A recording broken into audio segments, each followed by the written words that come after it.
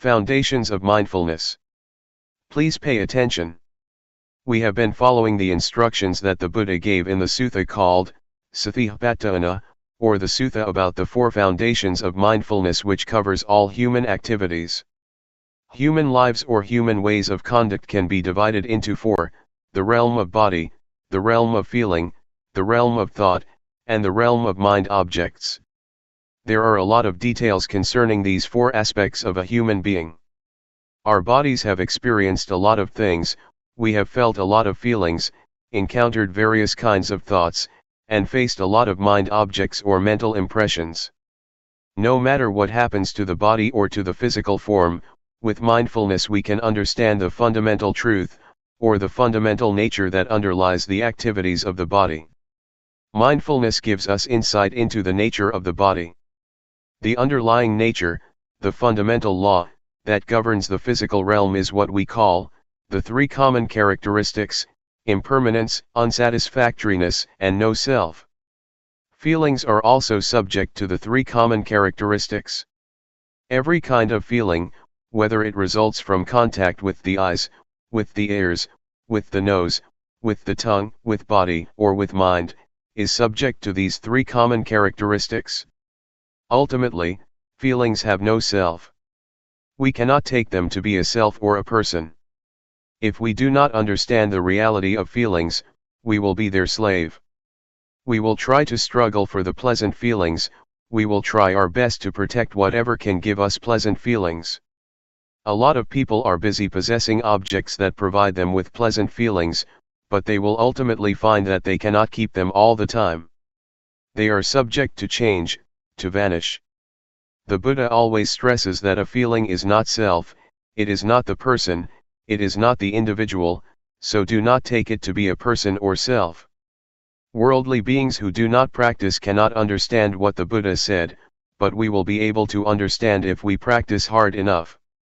During the past few days we have been here, we may not have attained this insight yet, but it is within our capacity to see, to understand, and to have insight into the nature of feelings. We should understand mind or mental formations too. Thoughts, or mental impressions, are very important because if we are not aware of our thoughts they will give rise to anger, hatred, and delusion. They will give rise to pleasure, pain, sorrow, happiness, and a lot of conventions. Law, rules, regulations, and all sorts of things will come into play and your thoughts will proliferate without end. Thus we should learn to understand the thinking process. Can we see thoughts? Can we know the thoughts that arise in our minds? Do we follow the thoughts or do we just know them, just be aware of them? Do we suffer because of thoughts or do they make us happy? Can we see how thoughts are not self? Are we able to see them as void or empty of self? If we understand and see the thoughts that arise in our minds, thoughts are no big deal. We will become their master.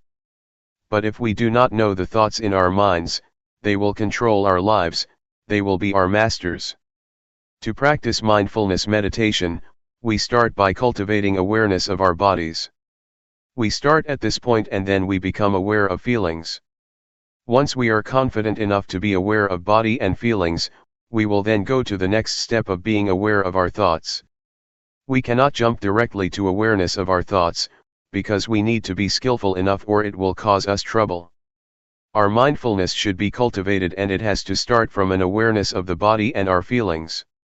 Once our mindfulness is developed enough, we will proceed further to train ourselves to be aware of our minds. We have to know the former step thoroughly first. If we ignore the awareness of the body, and jump to the step of mental awareness, we will become easily lost in our thoughts. To handle our thoughts and mental impressions, we need to know their weak points. It is as thought we are going to handle a snake. Snakes are harmful, but the skillful person who knows their weak point can capture them without getting hurt. It is like handling an elephant. Elephants are very big and strong, much stronger than human beings, but if we know their weak point we can capture and harness them. Whatever strength it has, however powerful it is, it does not matter because we know how to handle it. The same goes for our relationship with our minds and our thoughts. We have to know the weak point of our thoughts, then we will understand and will be able to handle them. We should know what their source is and how they are conditioned. With this knowledge, thoughts will not be harmful anymore. Keep knowing your body and mind. Stay only with the knowing, and do not do other than this. Stay firmly with knowing, and knowingness will bring about a change to your mind. We need not do anything to the mind or even the thoughts, but just pay attention to our awareness, the knowingness. Luangpor Teean compared unintentional thoughts to a rat and mindfulness to a cat. For ordinary people, the rat is very big while mindfulness is very small, the cat is very small. If you want the cat to get rid of the rat, you have to feed the cat properly, so that it will grow bigger and bigger until it can catch the rat. So what is the food for the cat, or mindfulness? We have to feed mindfulness with endurance, with diligence, and with constant effort to cultivate our mindfulness. They will develop our mindfulness, and mindfulness will do its duty on its own, handling, replacing, or removing the thoughts from our minds. We do not need to do anything with the thoughts. Just allow your mindfulness to grow and mindfulness will do its job. So, try to be firm on this principle. Does it sound difficult? Now let's talk about the fourth category, mind objects. There are two kinds of mind objects. One belongs to the realm of wholesomeness, and the other, unwholesomeness. Wholesomeness will enable us to be skillful, to be wise, and to be intelligent. It keeps our minds normal, stable, and unmoved by pleasure or pain. The unwholesomeness mind object, the second kind of mind object, always brings trouble to us. It creates a lot of suffering, and it turns one's mind to hell, to be animal-like, or to be a ghost. So, this is what we should be aware of. If we understand these four aspects of reality, body, feeling, thoughts, and mind objects, we have already covered all aspects of a human being, and our study is completed. So try to be familiar with these four realms of our lives, and learn to cultivate awareness of body and mind, of thought and of mind objects. Once we finish such study, our minds will become the noble life, the life that is harmful neither to ourselves nor to other people. It is called noble. Noble means harmless. Do not become stuck in doubt, in uncertainty. I can assure you that all kinds of sufferings, defilement, and unwholesomeness are born out of our ignorance of the nature of body and mind, and strengthened by it. Once we have attained insight into body, feeling, mind, and mind objects, these four aspects, our lives should be liberated. What I have learned, and have not learned much, I learned about these four aspects of life or reality. And, Luangpor Teean did not teach much, he only taught these. Once I understand these, I no longer need the master. I no longer search for or seek any master. My study has been finished, my search finished, and now I do not need master anymore. Now I have no fear at all. I have confidence in myself because I do not teach for fame, for wealth, for material gain, or for any reward. I just want to help people to understand themselves, and to realize the truth. What I have said are just words, but it is not what I have memorized from any texts. I have not much learning, but what I share with you is from my direct experience, from my own realizations. That is why I am confident speaking and sharing with you. That is all. Please regard all of us as brothers and sisters. The Buddha is the father, Dhamma is the mother, and Sangha is the brothers and sisters. Question: how does one know it is time for him to tackle with thoughts? Answer: you are ready to see the thoughts once you can know a thought, when a thought arises and you are aware of it, and you are not dragged by thoughts. If you are still being dragged by thoughts, leave them behind and just pay attention to body and feeling. It is like learning a language. In the beginning, we have to learn from a teacher, and the teacher has to start from A, B, C, D. A, B, C, D, or the language, is still something out there, but once we internalize it, we become one with the language, and we are skillful enough to use the language. The same is true of the practice. We need to practice until we become confident enough that it becomes our habit. When a thought arises, you are immediately aware of it, and can handle it properly. The more we are confident, the more we are able to handle or to control our minds. Finally, awareness will lead us out of suffering. If we still become lost in our thoughts and are still moved by them, still get happy or suffer because of them, it is not time yet. Anyway, for beginners, the first step of practice is not to keep knowing the thoughts. Please be aware of the body first. Once you are competent enough, it is okay to go ahead to the next step of mental awareness. Question: how do you get rid of drowsiness during the practice? Answer: it is natural to get drowsy. Everybody has to face this problem and overcome it. Otherwise, it will become an obstacle to the progress of meditation. Drowsiness is caused by the laziness of your mind. We should activate it.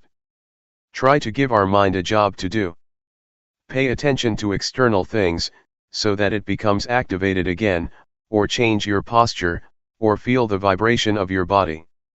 When I started the practice, I kept a bucket of water near me. When I felt drowsy, I used the water to wake me up. When it didn't work, I just put my head into the bucket to wake myself up. Do not close your eyes. Do not yawn, close your mouth and resist yawning. Make your movements stronger, smile, refresh yourself, and feel confident and courageous. Defeat it and subdue it. There are 5 hindrances that obstruct us from making progress in our spiritual activities. The first one is drowsiness, the second is restlessness or agitation, the third is doubt, the fourth is sensual desire, and the last is ill will or hatred. Drowsiness is like indolence, restlessness is like mischief, naughty, or stubborn, doubt has a nature of no self-determination or no resolution. These are the 3 dominant qualities of the mind during our progress. What the Buddha said is already in ourselves. He taught our reality. Question: on the conventional level, we have a saying, follow your heart, not your mind. Answer: it is the wholesomeness in our mind and in our hearts that tell us what we should do. We should transform anger to compassion, suffering to happiness, and agitation to peacefulness. It is wisdom that tells us what to do. If we know this is good or this is bad, if we know this is harmful or this is not, we do what is good and unharmful. I do not know whether you call it heart or mind. Just follow it. Question: just follow it and act on it? So it will not create any cause and effect? Answer: oh, sure, if it is a good cause, if one is mindful, if it is not harmful to oneself and others, it is a good karma. If it is harmful to oneself and to others, that is a bad karma, a bad deed. Question: should we just follow the middle path, if we are not sure whether it is a good cause or not? Just sort of ignore it and not act upon it? Answer: don't worry whether it is from mind or from heart. If you know it is harmful, avoid it. If it is good, act on it. We do not know, and we do not have such an expression in Thai, at least not one that is popular among the Buddhist monks. We often follow the heart and create a lot of problems. It is a different cultural orientation. Question: how does mindfulness work? Answer: you will realize it after you see it very often. You will realize, oh, it is like this. It is a matter of how frequently you see it. Avoid thinking, analyzing, or reasoning. Watch your body until your mindfulness is developed enough, and your mindfulness will be like a fire alarm, a smoke detector. The smoke detector never watches or keeps looking for smoke, but once it detects even a small amount of smoke, the alarm goes off. Mindfulness is like that. You will be aware of even a small portion of thought that arises automatically, without intention. So allow mindfulness to work on its own, do not order it or command it. Mindfulness works like that. Question: can you comment on psychic power, miracle, or New Age? Answer: if it happens and you become attached to it, there is the problem, but if you just see it and let it go, or if you are just aware of it, that is good. But normally people are attached to it. They want something special, but psychic power is not the real miracle. The real miracle, according to the Buddha, is the ability to be aware. When you sit and know that you are sitting, that is the supreme miracle according to the Buddha. Psychic power is the result of concentration, not awareness. If you have strong concentration, then your mind becomes powerful. Monks or people who practice mindfulness meditation seldom attain this power, but it is a shortcut to enlightenment, because you are unlikely to be distracted by psychic power, so you go ahead.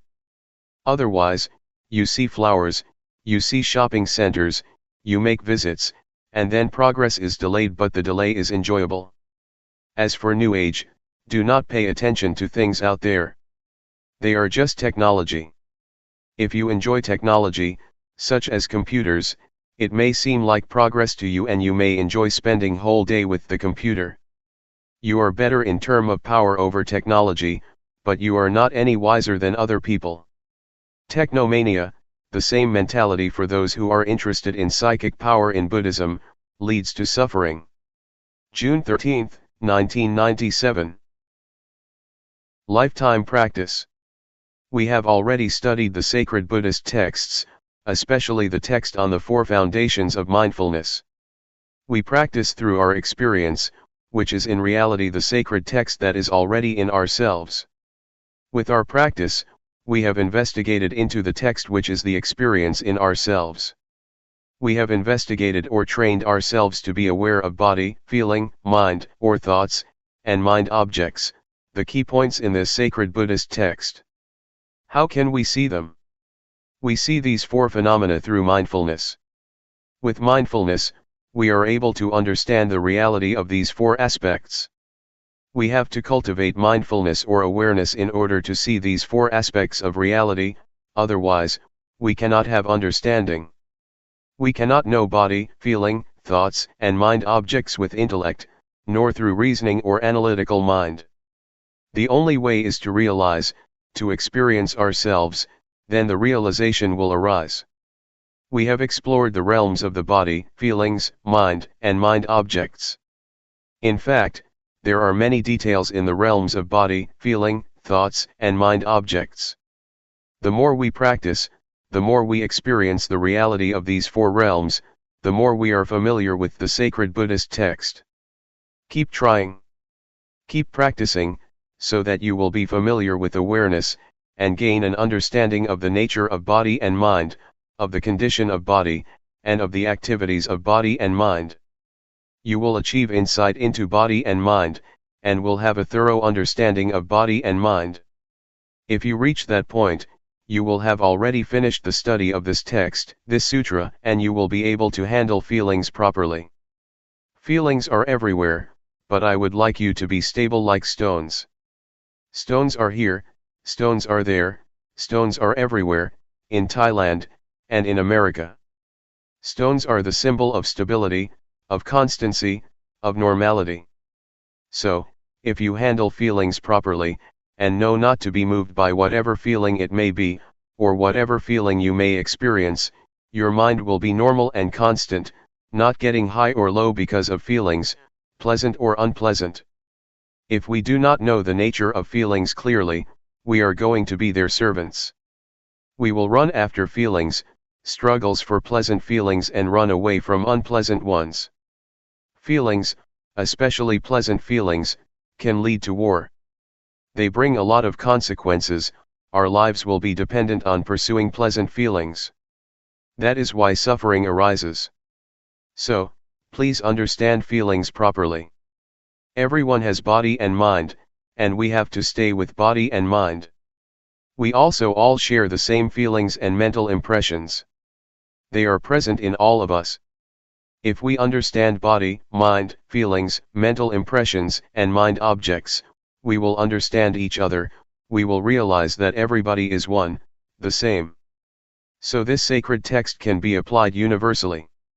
The Buddha has already laid out the formula to understand human beings, to understand ourselves. So, please try to learn this sutra, this text, through our practice in cultivating awareness and mindfulness. If we know this reality thoroughly, completely, our search for the meaning of life is complete. We have already graduated, there will be no need to study anymore. We get high or low, depressed or happy, feel pleasure or pain. We are up and down because of feelings or emotions, because we take them to be substantial, to be a person. We make them personal because we do not understand the real nature of these mental impressions. Somebody may feel, during the practice, that they are tired. But if you understand mental impressions clearly, you would rather say, tiredness is present in me, not, I am tired. We do not take tiredness to be ourselves or to be a person. So please develop an observer in your mind, within yourself. Just see the feeling, acknowledge it, notice it, don't identify with it, and you will learn how to be free of it. So, keep looking into yourself, keep observing, keep seeing, and you will be free, will see, will understand its real nature. If you see it frequently, the truth of body and mind will reveal itself for us to see. Actually, the truth reveals itself at every moment, but since we do not know how to see it, we miss it. There are a lot of consequences of not understanding the truth of body and mind. Defilement, anger, hatred, delusion, selfishness, and suffering, are all results of our inability to see body and mind properly. So, it is very important to learn seeing body and mind, to be aware of body and mind. Thought, or the thinking process, influences our speech and our conduct. Thus produces a lot of consequences and affect people in various ways, from one person to another, forming chain reactions. So, simply put, thoughts can produce a lot of consequences. But if we see the thoughts and understand their nature, they will not have as much influence or consequences. Unintentional thoughts cannot last if you see them, if you are aware of them they are not substantial. Once we are aware of them, they just fade away, so do not think they are substantial. Just be aware of them. They cannot produce consequences. A thought has no end, it is always concocting reality. If we do not know the way of the thought it will start another one and another, without end. There is a story of a dog in a monastery. Sitting under the staircase, the dog saw a monk returning from the alms round with food. It thought the monk very lucky because he could get food easily. After finishing his breakfast, the monk gave the leftovers to the dog. The dog had the idea that being a dog is even better, it can have food easily without having to go through the village. But after a while, a monastery boy beat the dog and the dog changed its mind, I would like to be the boy because he can beat the dog, he is superior to the dog. After the boy went to sleep, a fly buzzed over him, and the boy made a fuss trying to get rid of the fly without success. So, the dog thought being a fly would be better because he could disturb the boy, and the boy would not be able to get rid of it. A while later, though, the fly flew to the dog's mouth, so the dog just stretched his tongue out and caught the fly. He finally realized that to be a dog is better because he could overcome the fly. This is the concocting mind, the power of compounded thinking without end. We change our minds all the time. In a thought itself, there is truth, the truth of the thought, the cause of suffering as well as the cause of happiness, the truth of the way, the suffering and the way out of suffering, the truth of attachment and the truth of detachment. Thought is not a self, it is subject to condition. You have to understand that thoughts are created by conditional factors. They cannot exist alone. So we have to understand the conditions that produce the thoughts. All kinds of truths about suffering and the cessation of suffering can be learned, can be known within the truth itself. Truth is not a self. It is a condition. You have to understand. The Buddha said to Sariputta, that things and existence are produced by causes. They are governed by the law of causality. If you want to extinguish this, you have to get rid of that, because that is the cause of this. This is the law of causality, the law of dependent origination. So, if thoughts are subject to this law, they have causes and sources. If we want to get rid of an undesirable thought, we need not suppress it or eliminate it, but we should trace it back to where it came from, and then deal with it. Buddha achieved victory because he knew how to deal with the cause of suffering. So, to understand the underlying cause of thoughts, we need to develop awareness. Our awareness should be totally developed, full awareness. The way that the Buddha mentioned in many sermons, including the first sermon, was formalized and laid out in the text of the Four Foundations of Mindfulness. The way that he mentioned is important. If you follow that way, you will learn how to realize the truth properly. The nature of all existence is subject to impermanence, unsatisfactoriness, and no self. If you do not understand this, you will get high in pleasant feelings, and get low in unpleasant feelings. Life cannot always be pleasant, you will sometimes suffer. Our minds are moved up and down. But if we know all objects, all feelings, and do not take them to be substantial, do not identify ourselves with them, they can neither harm us nor disturb our minds. This is what I would like to stress. The retreat is not over as long as we have breath or are alive. We need to practice as long as body and mind exist with us. As long as we still have feelings and emotions, we need to continue our practice.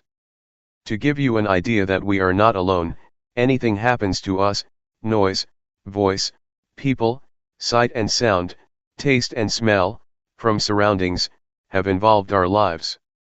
We have to learn to deal with all sorts of things properly, so that we will not suffer. June 14, 1997. Buddhist meditation in a nutshell. I would like to talk about the problems of meditation. They are problems that we all share: drowsiness, pain, tiredness, and exhaustion. These problems are quite normal for the practitioner. We have all experienced the same kind of problems. The only duty we have is to be mindful in every moment and in every situation. Whether you are drowsy, tired, or feel pain, try to be mindful in that situation, meaning you are not disturbed by these problems. Do not regard them as obstacles, but take them as experiences that enrich your practice. Because skillful practitioners have to learn how to deal with various kinds of experiences. Do not try to find answers in the intellect or in your brain, or try to investigate into the thoughts, or make reasons for what you have experienced. Just feel. Just stay aware. The practice of awareness will bring you insight or wisdom. It is the wisdom that is not the result of intellect or rationalization, but of repeated practice. This kind of wisdom enables you to understand the nature of reality. And the practitioner who concentrates on this kind of practice, will obtain wisdom in return. This is what we call wisdom resulting from practice, not from intellect or from memorization. There are 4 kinds of objects that you should be aware of. The first is the body. The second is the feeling or sensation: coldness, heat, happiness, suffering. These are all in the realm of sensation. The third is thoughts, and the 4th kind of object is what we call mind objects. Mind objects mean the states of the mind or mental qualities. They include 5 hindrances: sensual desire, ill will, sloth, anxiety and doubt, and 7 factors of enlightenment: mindfulness, truth investigation, effort, zest, calmness, concentration and equanimity. Be it a wholesome or unwholesome object, just be aware of it. So train yourself to be aware of these 4 objects over and over. If you are not mindful, the body will bring you suffering and a lot of problems, feelings will create a lot of problems for you, as will thoughts and mind objects. So, it is crucial for us to be mindful with respect to body, feelings, mind, and the mind object. And this will give you insight. The more you are aware, the closer you are to insight. That is why we call this practice insight meditation, the meditation that brings you insight. The first level of the enlightened one is called Sotapanna. It means one who has entered the stream of enlightenment. The first level of the enlightened one is one who is free from or lets go of the first three fetters. The first one is a false view of person or false view of self. It means the view that this body belongs to me. This body is me, this body is myself. You take this body as me or mine, or take me as being in the body, or take body as being in myself. You take this body as substantial. But, if you attain insight into body and mind from this method of meditation, you can liberate yourself from this false view of self. The second fetter is uncertainty, skeptical doubt. Once you have realized the true nature of body and mind, you achieve insight or wisdom, and you have no doubts about the practice or about the proper way of meditating. The third fetter is attachment to form, to rituals, to legalities, or to the rules. This practice is good, is correct, that practice is not good, not correct. This rule is okay, that rule is not okay. This etiquette is good, that etiquette is bad. These are what we call attachment to the rules and rituals. If we see the true nature of all things clearly and achieve insight of the true nature of all things, we will be able to go beyond this concept of right or wrong. The objective of insight meditation is not to gain psychic power of telepathy, to penetrate anyone's mind, to fly in the air, or to go underground. Those are not the objects of meditation. The objective of Buddhist meditation is to have total awareness of body, of feelings, of mind, and of mind objects. Such awareness will give rise to insight. The first step of insight is the insight into body and mind. With this insight you know without doubt what body is, what mind is, what the nature of body is, what the nature of mind is, what the disease of body is, what the disease of mind is, what causes suffering to the body, what causes suffering to the mind. This is the insight into body and mind. And once you achieve this insight, your practice will go on to the next step of the practice, learning to be aware of thoughts. In the beginning, as I suggested a few days ago, you should just be aware of your body. Do not mind your thoughts. Just leave whatever thoughts arise behind. But once you get insight into body and mind, you have to practice the second stage of being aware of your thoughts. Yet, to be aware of your thoughts does not mean that you have to investigate them. Just see them, register them, and then turn your attention to the practice of body movement. Do not bargain or negotiate with your thoughts, not try to find the motive or reason behind them, do not ask yourself why you have such thoughts, why your thoughts are unwholesome. Not at all. Just be aware of them and come back to the practice. From this second step of practice, another kind of insight will take place. With this insight, you can go straight. The truth will reveal itself and you will see things clearly without using analytical thinking. You just see it and understand it. So, it is as if you go straight without interruption. Once you achieve a certain kind of insight, you will be able to look back and see what you have already passed. I would compare it with my walk here from the pond. I just go straight from the pond to this hall, and when I turn back I can clearly see everything that I have passed. This is the state of the mind that gets you insight. Is it difficult to understand? This practice, which develops mindfulness, is the practice that includes all kinds of training. In Buddhism we have three kinds of training. We call it threefold training: training in higher morality, training in higher concentration, training in higher wisdom. With this practice you will go through the threefold training because with mindfulness you observe morality, mindfulness also gives rise to concentration, and later wisdom arises from the practice. Once you achieve the insight that I mentioned, you will have no doubts about evil or goodness, and you will have no doubt about religion, what Buddhism is. You will have no doubts because it is clear to you, and there is no need to ask yourself what you have achieved. It is as if you take breakfast or lunch. Once you are full, you know you are full. You do not need more food. It is a realization nobody needs to confirm for you. You can confirm it for yourself.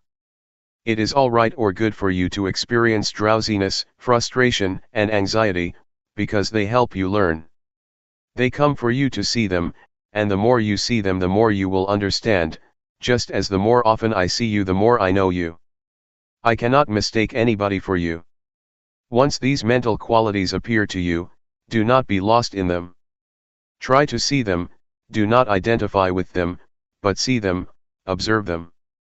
And the more you see them, the less likely they are to disturb you. They will gradually fade away. July 8, 1997. Insight Meditation. It's time to give a talk to complement your practice. We are practicing meditation to develop mindfulness, according to the system that the Buddha developed. This system of practice was not invented by Luangpor Teean or by anybody else, but was developed thousands of years ago by the Buddha. It is called insight meditation or Vipassana meditation. It is different from the calmness meditation, that was developed even before the time of the Buddha. The primary aim is to develop insight through mindfulness. The mindfulness that we experience or have already developed, is the same mindfulness that the Buddha experienced. And the body that we are going to be aware of, is not different from the one that the Buddha used as an object of meditation. The feelings or the sensations that we need to be aware of are also the same that the Buddha meditated on. And all the hindrances that we encounter, be it anxiety, uncertainty, indolence, anger or sensual desire, are also the same that the Buddha faced and overcame. So, what we do is not far from what the Buddha did or experienced. There are two objects that we have to be aware of, body and mind. That which moves is body. The hand's movement is the body's movement. That which receives sense impressions or that which think is the mind. The primary objective is to enable us to be aware of the body in the beginning. This practice enables us to be aware of every moment, every movement we make, either in our daily lives or in the formal practice as we are doing now. Sometimes we take this body as mine. We take our thoughts to be my thoughts, to be myself, or to belong to myself. These are misperceptions, or false views. We should take the body as body, mind as the mind, and nothing beyond that. The body follows the laws of nature. It has its own nature. The body is also subject to change. It has feelings. Do not take feelings or physical sensations as self or as substantial. They are just the condition of the body, just the feeling of the body. The same applies to the mind. There are many kinds of mental states: anger, drowsiness, anxiety, happiness, suffering, etc. These are not the real nature of the mind. They are just the activities of the mind or the conditions of the mind. The nature of the mind itself is peaceful and radiant. Again, do not take the negative emotions as the nature of mind. They are just the conditions of the mind. Please differentiate between these two aspects, nature and conditions or activities. If you have this understanding, the understanding of the nature and conditions of body and mind, you have already achieved insight into the reality of body and mind. When we develop mindfulness, it enables us to see and to be aware of body as body, feeling as feeling, mind as mind, and do not take them to be selves, to be ourselves, to be me, or to be mine. When anger, anxiety, or suffering arises, please see them as they really are. Recognize that suffering is present in me, but I am not suffering. Anger is present in me, but I am not angry. Drowsiness arises in me, but I am not drowsy. Try to see or to be aware like this. Do not take any emotion as yourself or belonging to you. Just take it or see it as it is. That is the proper attitude to have. When you practice mindfulness to a certain point, you will have this insight into body and mind, and the truth of body and mind will reveal itself. What is the nature of body? What is the nature of mind?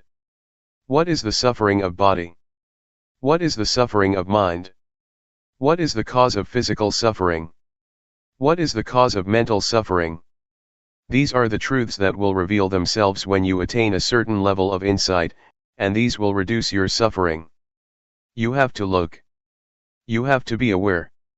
Then, insight will occur. If you are lost in thoughts or emotions, you cannot see, cannot understand the nature of mind.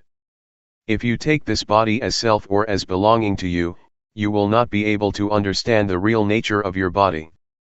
So please keep knowing, and being aware of whatever happens to your mind and body. Do not identify yourself with thoughts, feelings, or emotions. Just see them. When you are aware, you will realize that the mind is impermanent, it is subject to suffering, and it is not self. The same goes for the body. The body is impermanent, it is subject to suffering, and it is not self. These are the insights, the results of awareness. Can you understand? The noise disturbs us, but sound is just sound. Do not bother with it. Don't be disturbed by noise.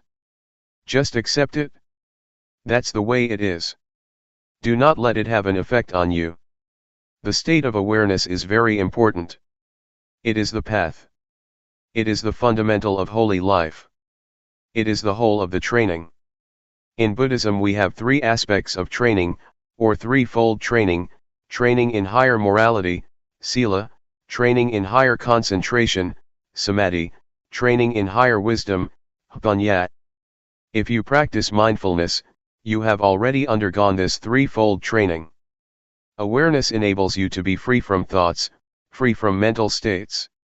It enables you to let go of these elements. And if you achieve the full awareness, you will be free from birth, aging, sickness, and death.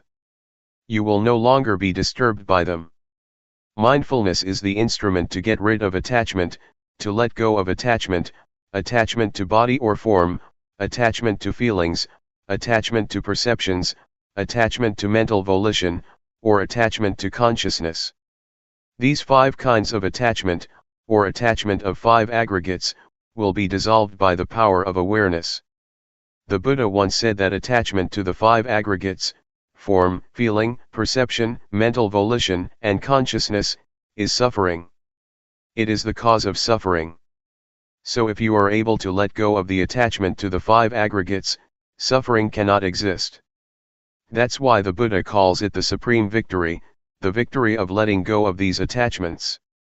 For this to be possible, you need to have full awareness, total mindfulness, which will enable you to see the way things really are, and to understand the nature and the conditions of things. The nature of things is impermanent, unsatisfactory, and no self. The conditions of things are subject to change. Pleasant, unpleasant, agreeable, disagreeable, content or discontent, these are the conditions of things that keep changing. They are not reality. What I told you is the truth, the Dhamma, it is not a fiction or an invention. And this state of insight is not beyond your reach. It is in your capacity to attain the truth, to realize the truth. Keep practicing. Develop awareness as much as possible. Do not waste your time on thoughts or on the thinking process. Just practice. Do not dwell on your thoughts. That's all for today. July 9, 1997. A handful of Buddhism. We are learning to practice meditation. The purpose of meditation is to develop awareness and mindfulness. The more we exercise awareness, the more we develop it.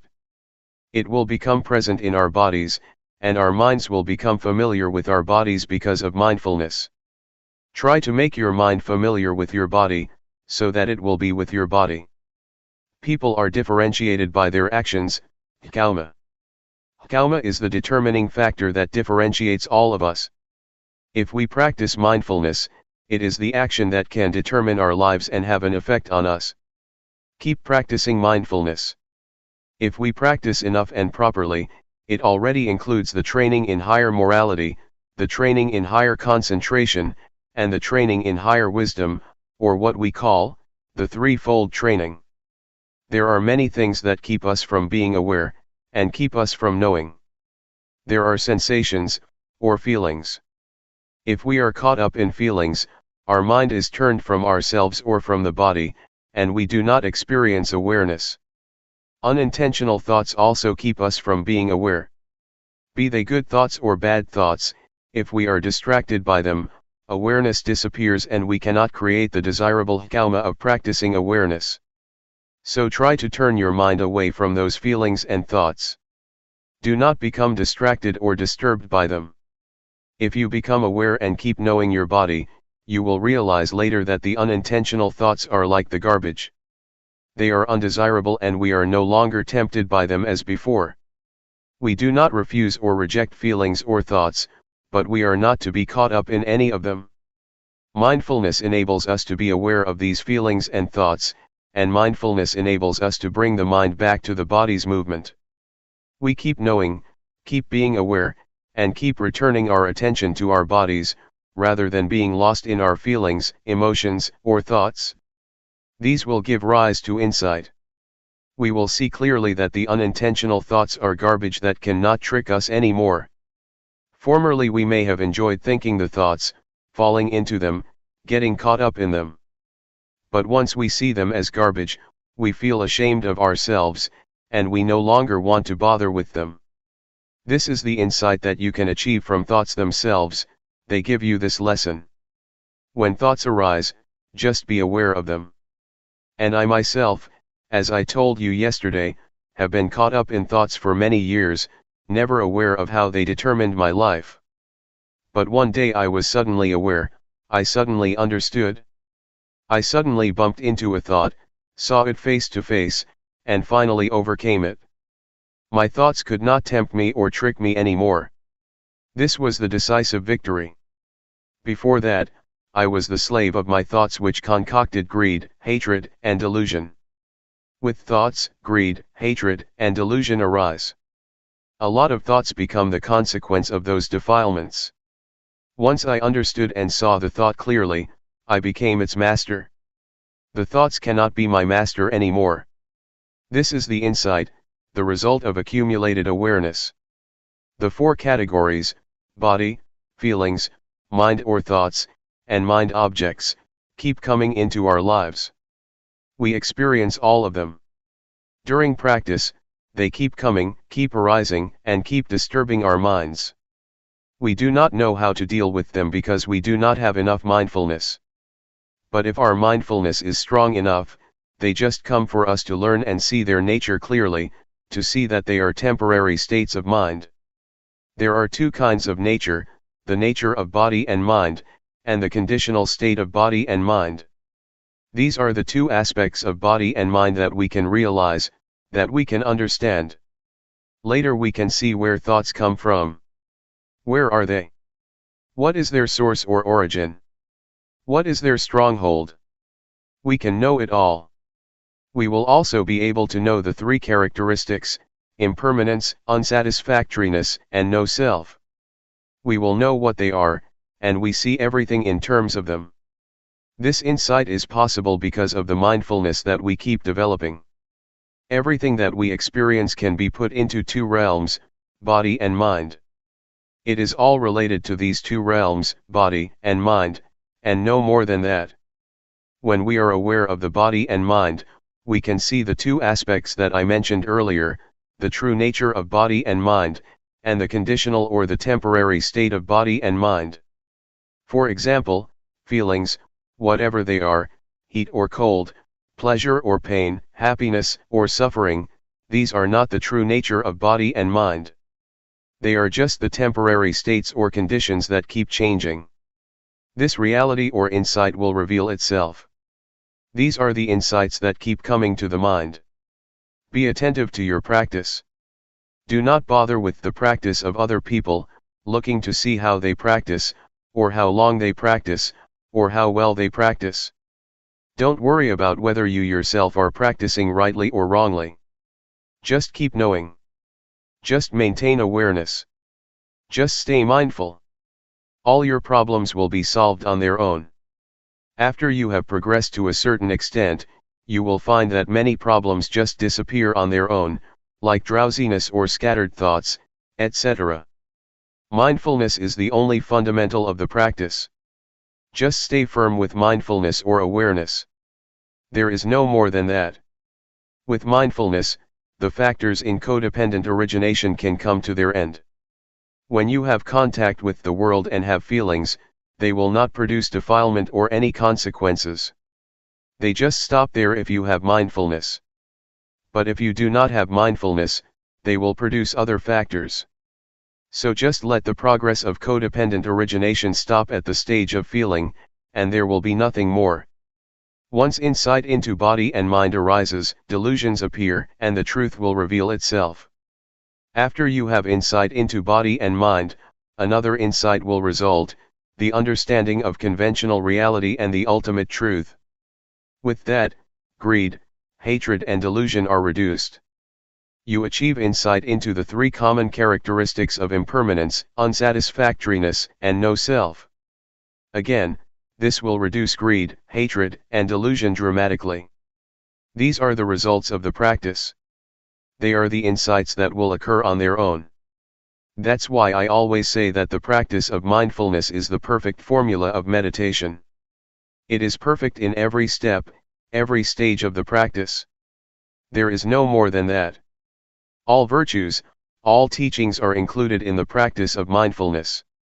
Be it training in higher morality, training in higher concentration, training in higher wisdom, compassion, loving kindness, generosity, endurance, etc. These are all virtues that you have already practiced through mindfulness meditation. In fact, the key teachings or the key virtues, according to Buddhism, are just a few, just a handful. July 11, 1997. Letting go. What we are doing now is following our Master, the Supreme Master, the Buddha, who developed this meditation a long time ago. He used his body and mind as the text or scripture for studying the Dhamma through cultivating awareness of the body and mind. Apart from the body, we should also be aware of feelings, thoughts, and mind objects. Mind and body are like a sutra that covers a lot of subjects, a lot of knowledge that we should know. We are able to learn about heaven, hell, happiness, suffering, morality, concentration, and wisdom, from our body and mind through awareness cultivation. The causes of disturbances and problems in this world are in the realm of body and mind. On the other hand, the cause of peacefulness and happiness can also be found in the realm of body and mind. I need not explain more about this, but I would like to talk about the practice. The practice can be done by cultivating awareness of the body. Please try whatever techniques that can be used for awareness cultivation. Actually, what Luangpor Teean taught is very up to date, never obsolete, very modernized, and suitable for the modern age. This method is a universal one because everybody has body and mind. All of us have the same properties, regardless of nationality, language, race, gender, etc. We all have the same properties of body and mind. Just try to breathe in and breathe out with awareness. When you breathe in, be aware of that in breath, when you breathe out, be aware of that out breath. And we will become one. Breathe in and breathe out. Let's try breathing in and breathing out. If we have awareness, all of us will become one. Otherwise, we are different people, behaving differently in our own way. Awareness, mindfulness, or the breath, are all things we already have, so they are not difficult to practice. The awareness of breath and the awareness of the body's movement are the same. So how can we achieve awareness? Nothing can keep us from cultivating awareness. The only factor is ourselves.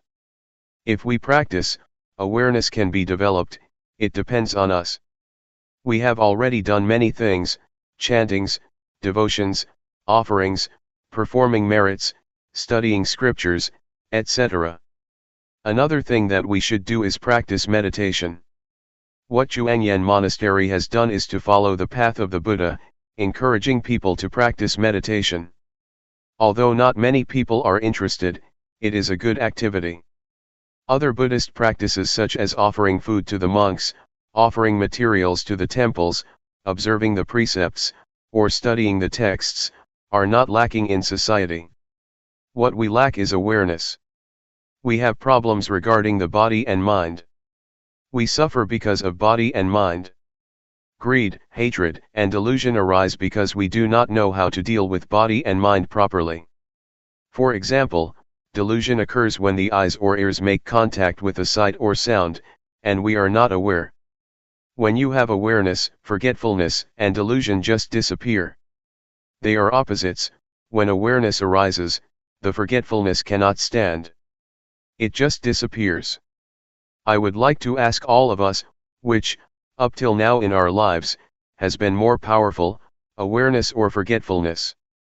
It is not difficult for awareness to arise if we start counting on ourselves.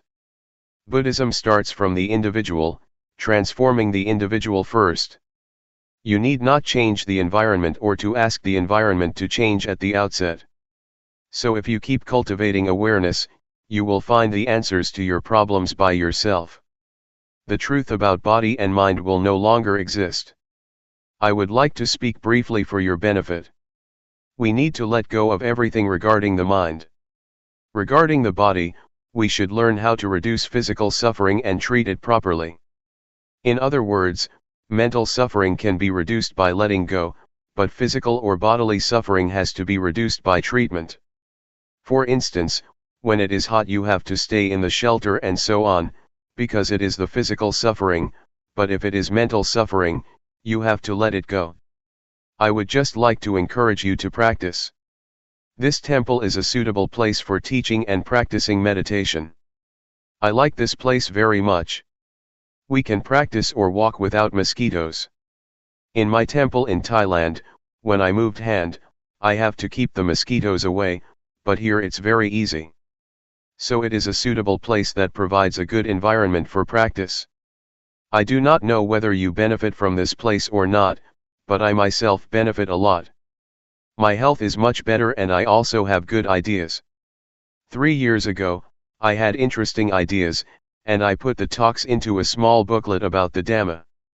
Since my talk has to be translated, it can't be continual because I have to pause for the translation. So I only say about 50% of what I would like to. If I were to speak in my dialect I could continue my talk more easily, but that's okay, do not take it seriously.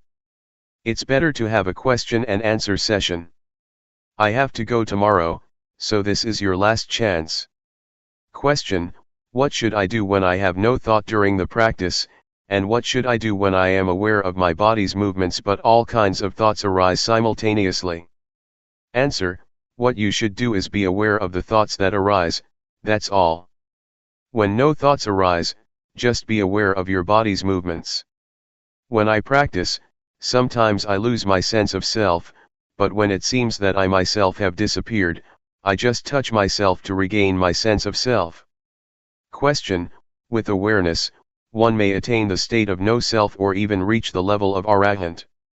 Is the eradication of the 10 fetters that an arahant should achieve, before he reaches enlightenment also possible through awareness? Answer: awareness gives rise to higher morality, higher concentration, and higher wisdom.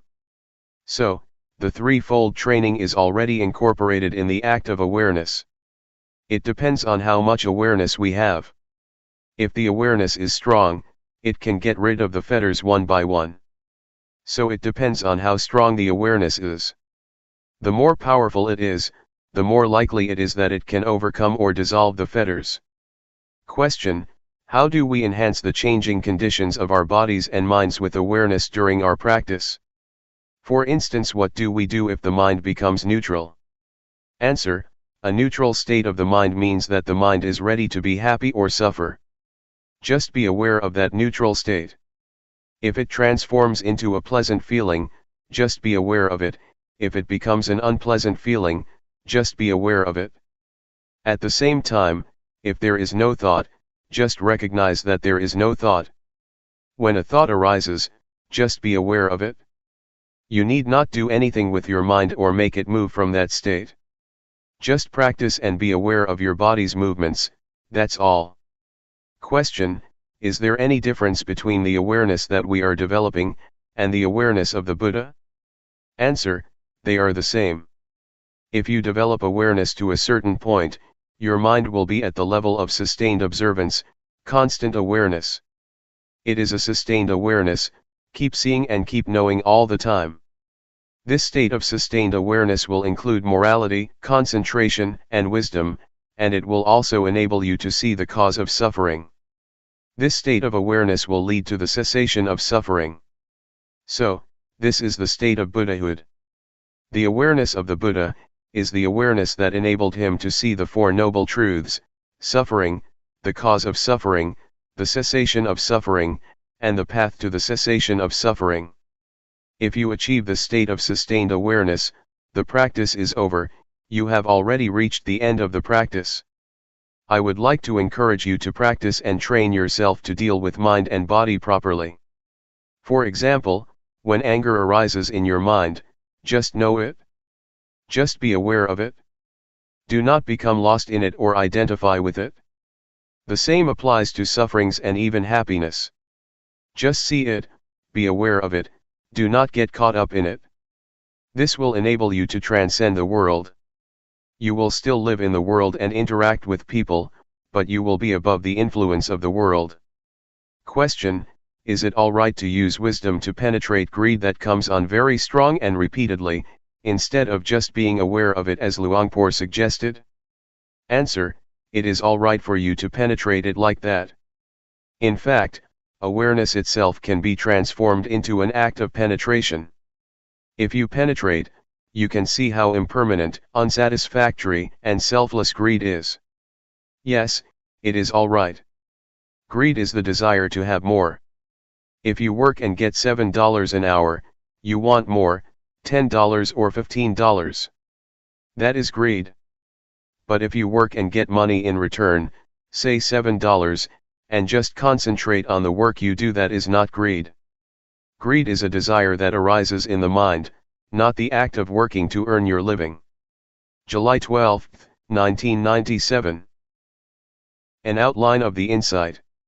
I am just repeating an old story, because this is the old path that the Buddha walked a long time ago. It is the single path, the supreme path, that we should walk for our well-being. That which finds the path is mindfulness. Mindfulness will tell you the right path.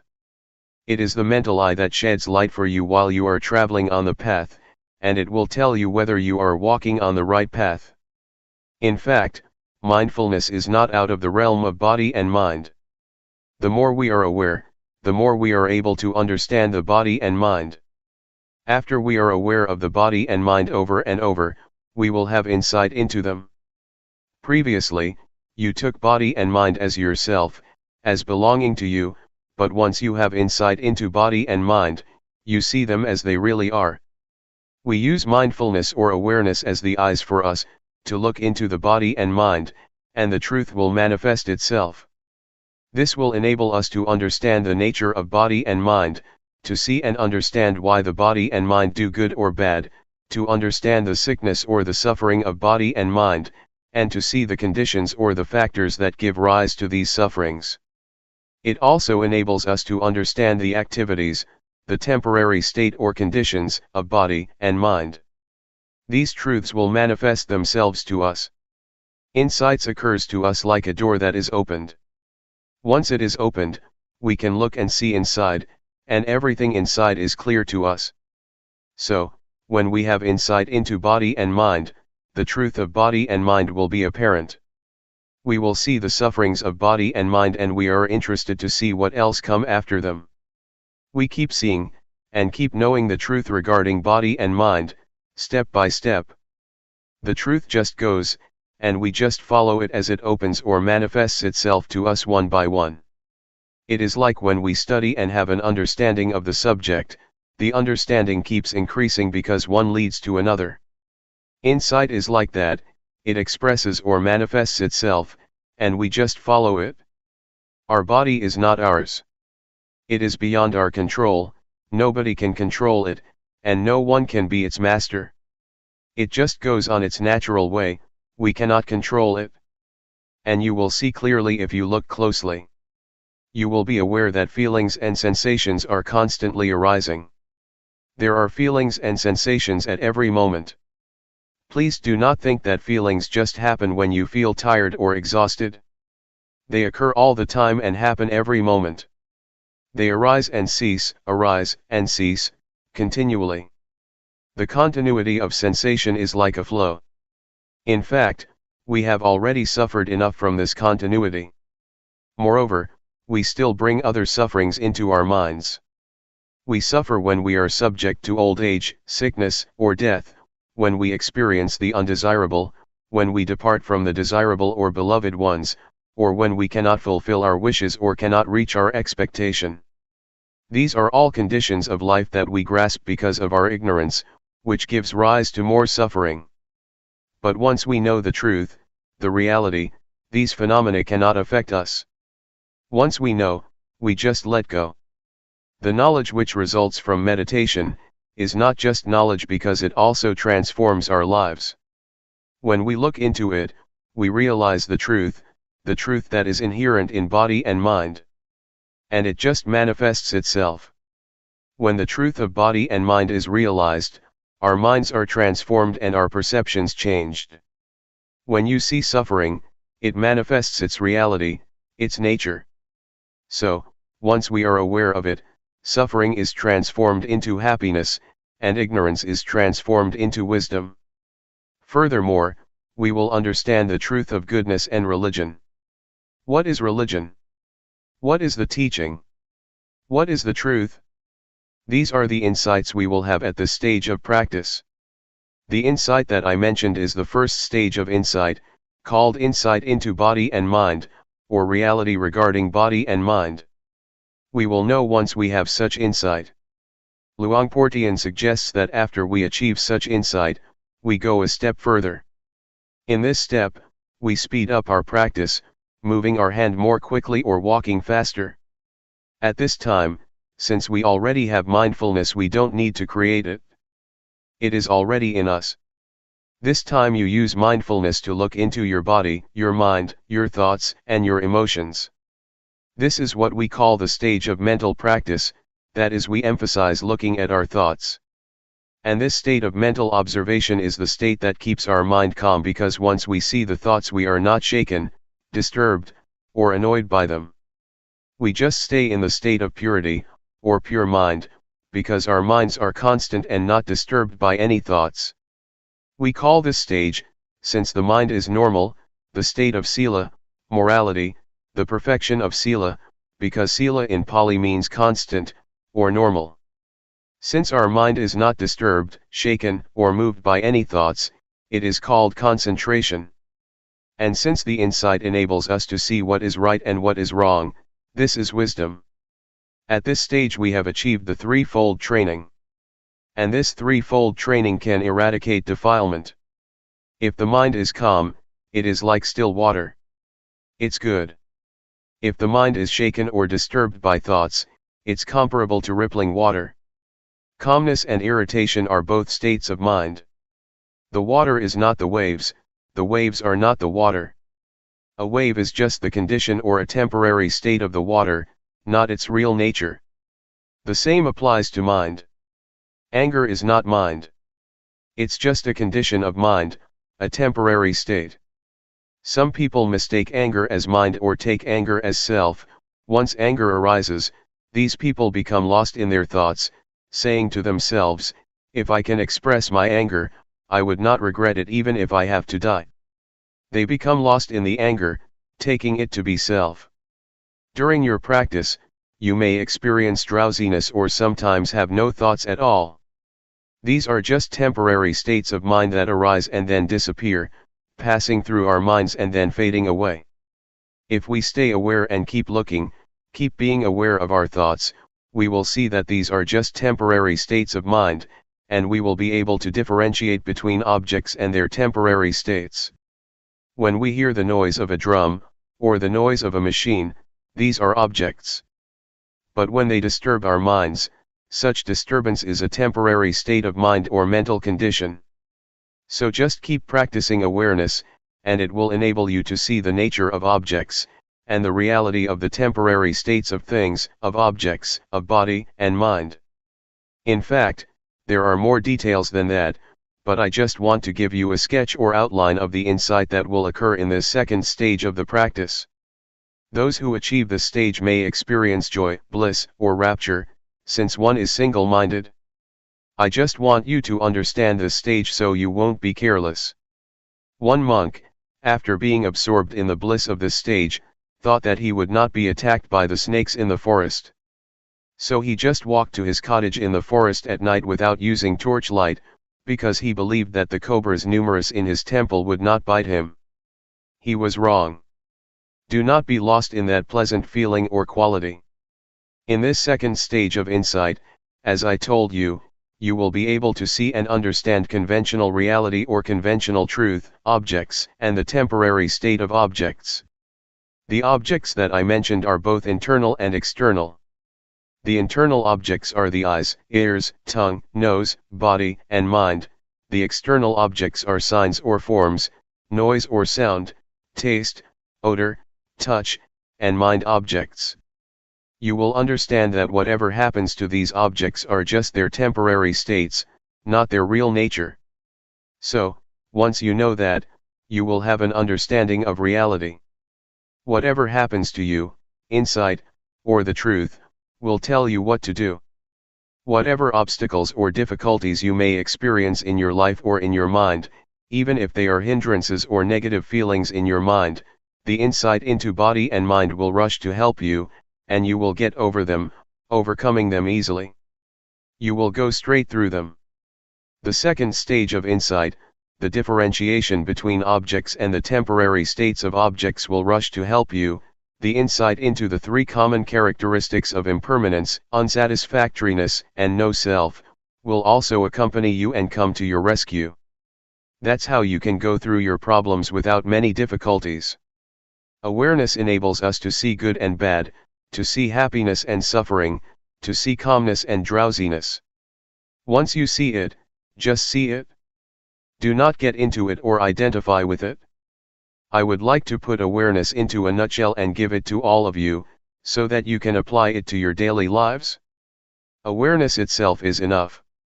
It is the essence or the heart of the practice, and it will enable you to be born of the Dhamma, to be born of the truth.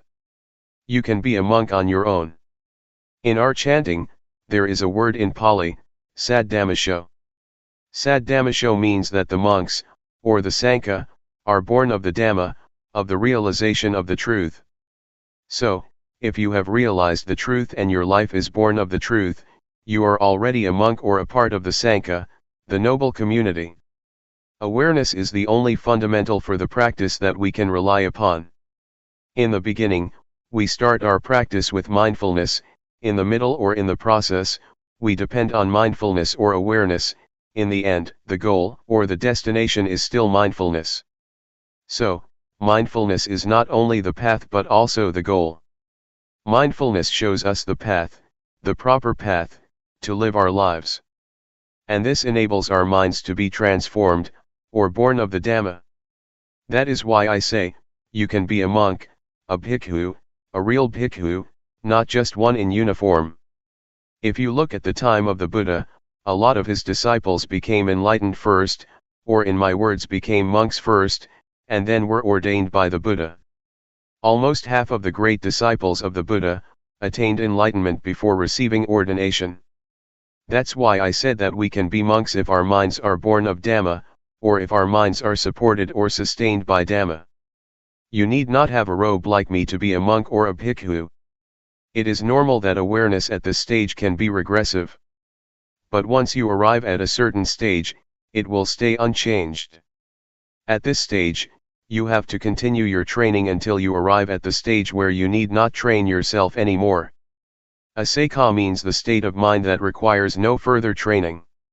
Those who arrive at the state of asakha, the state of mind that requires no more training, have reached the state of arahant. What Luangpor is chanting are the verses that the Buddha preached to his mother in heaven. That's all for now. I would like to say goodbye to all of you. July 13, 1997.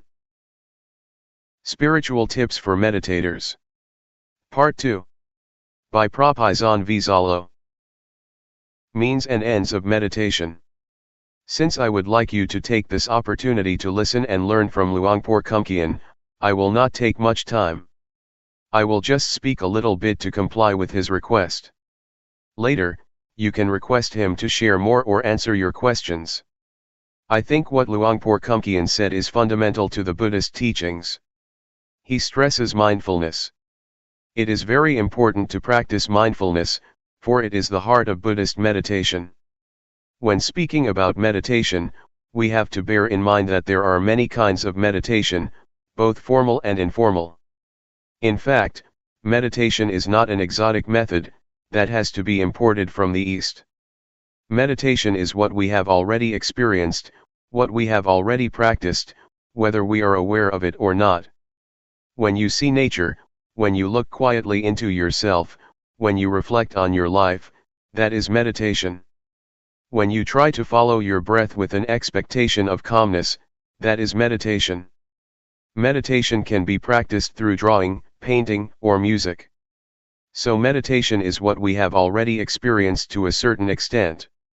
But, to make our meditation beneficial, fruitful, and worthy of our attempts and the time we spend, the shortest way, according to Buddhism, is to cultivate mindfulness.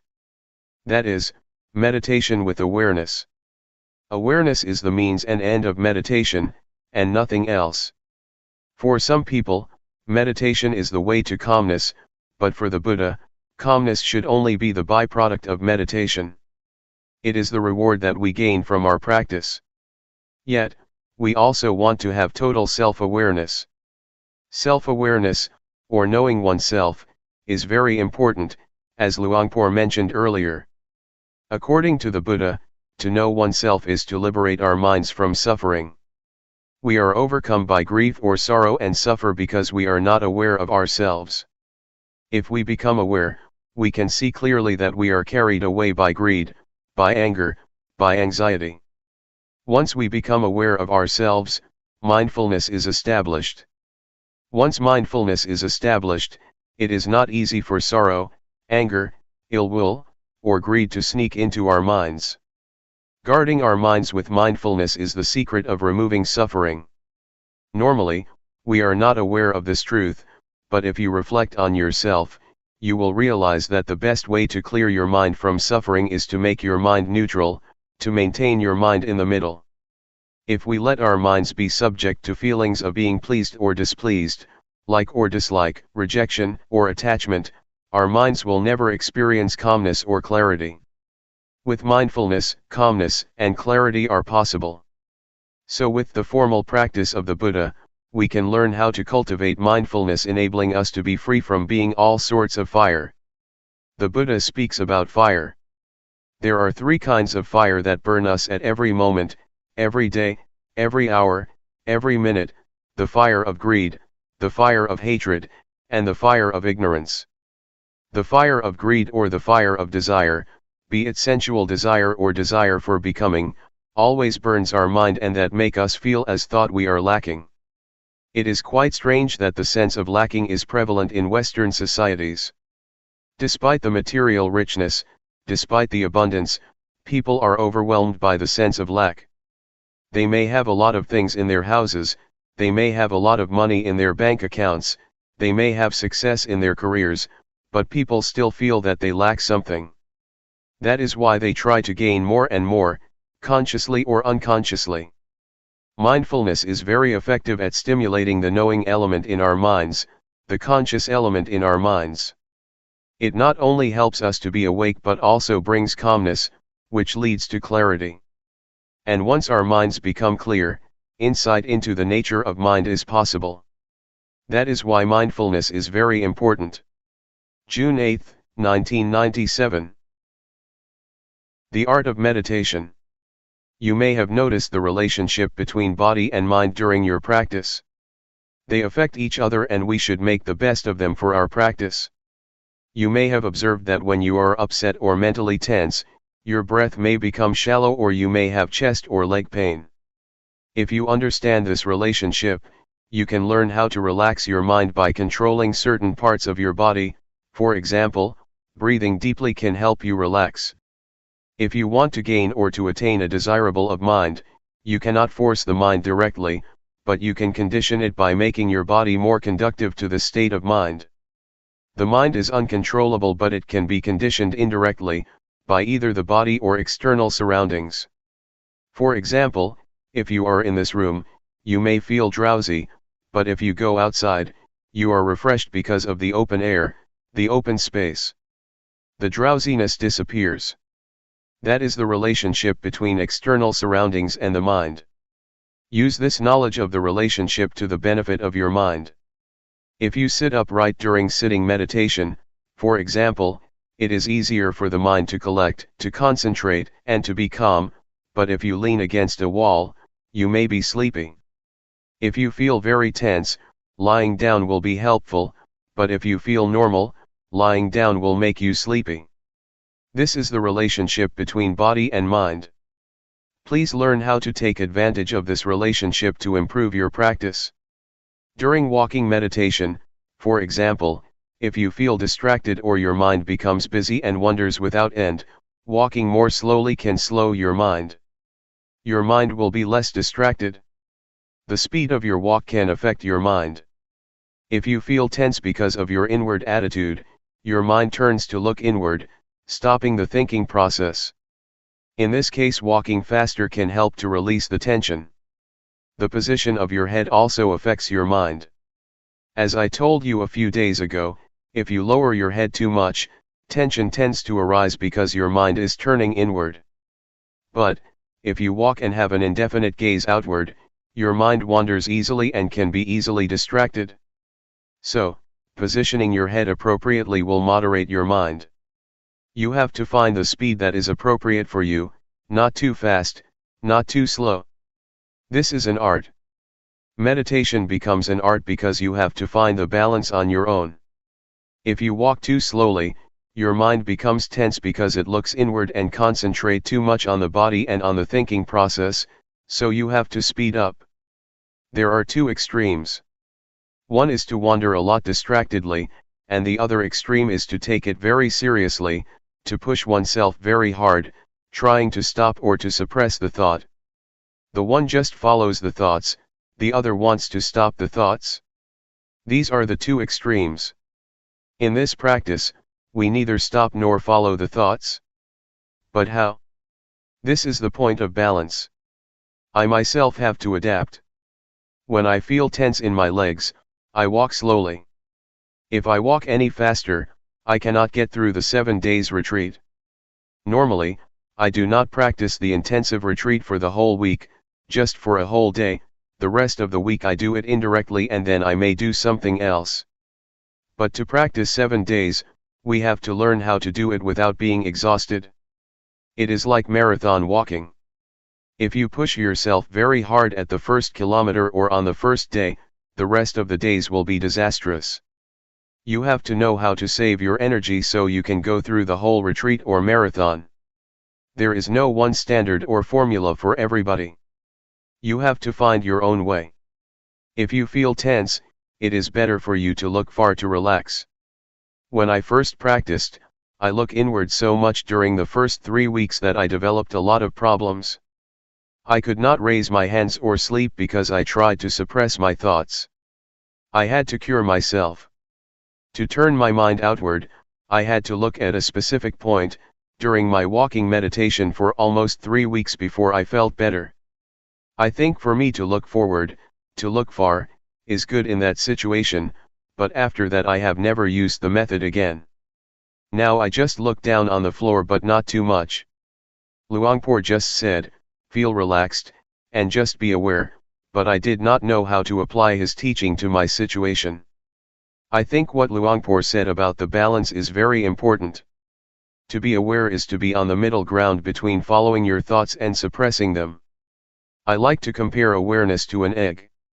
If you hold an egg tightly, it will break, but if you do not hold it, it will fall. So, you need to hold the egg firmly but not too tightly. For awareness to be possible, you have to handle gently, as if you are holding an egg. If you force your mind to concentrate, to stop thinking, to achieve something better, or whatever, you are going to crush the egg. But if you feel completely relaxed and do not take it seriously, it is like dropping the egg. So, in this method of practice, just hold your mind gently. It is how to do this that is the problem. Nobody can tell you.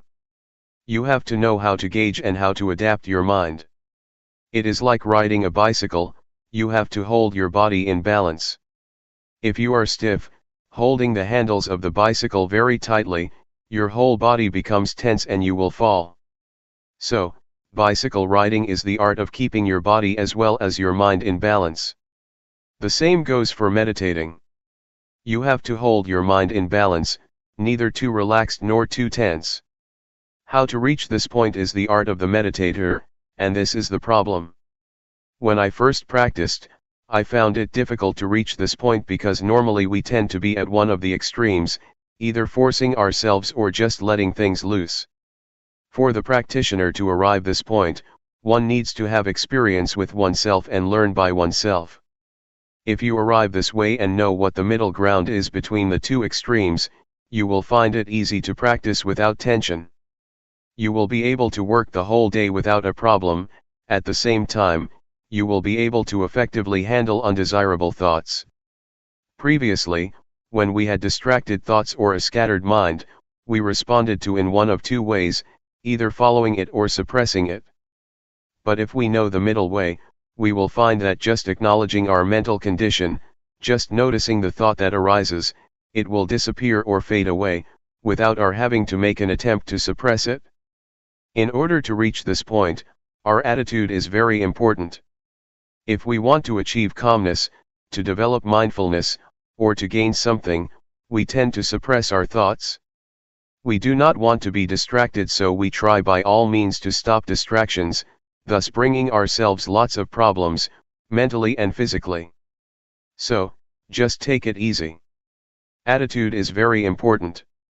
To take it easy does not mean that you do not make any effort, but rather, practicing the whole day and making lots of attempts.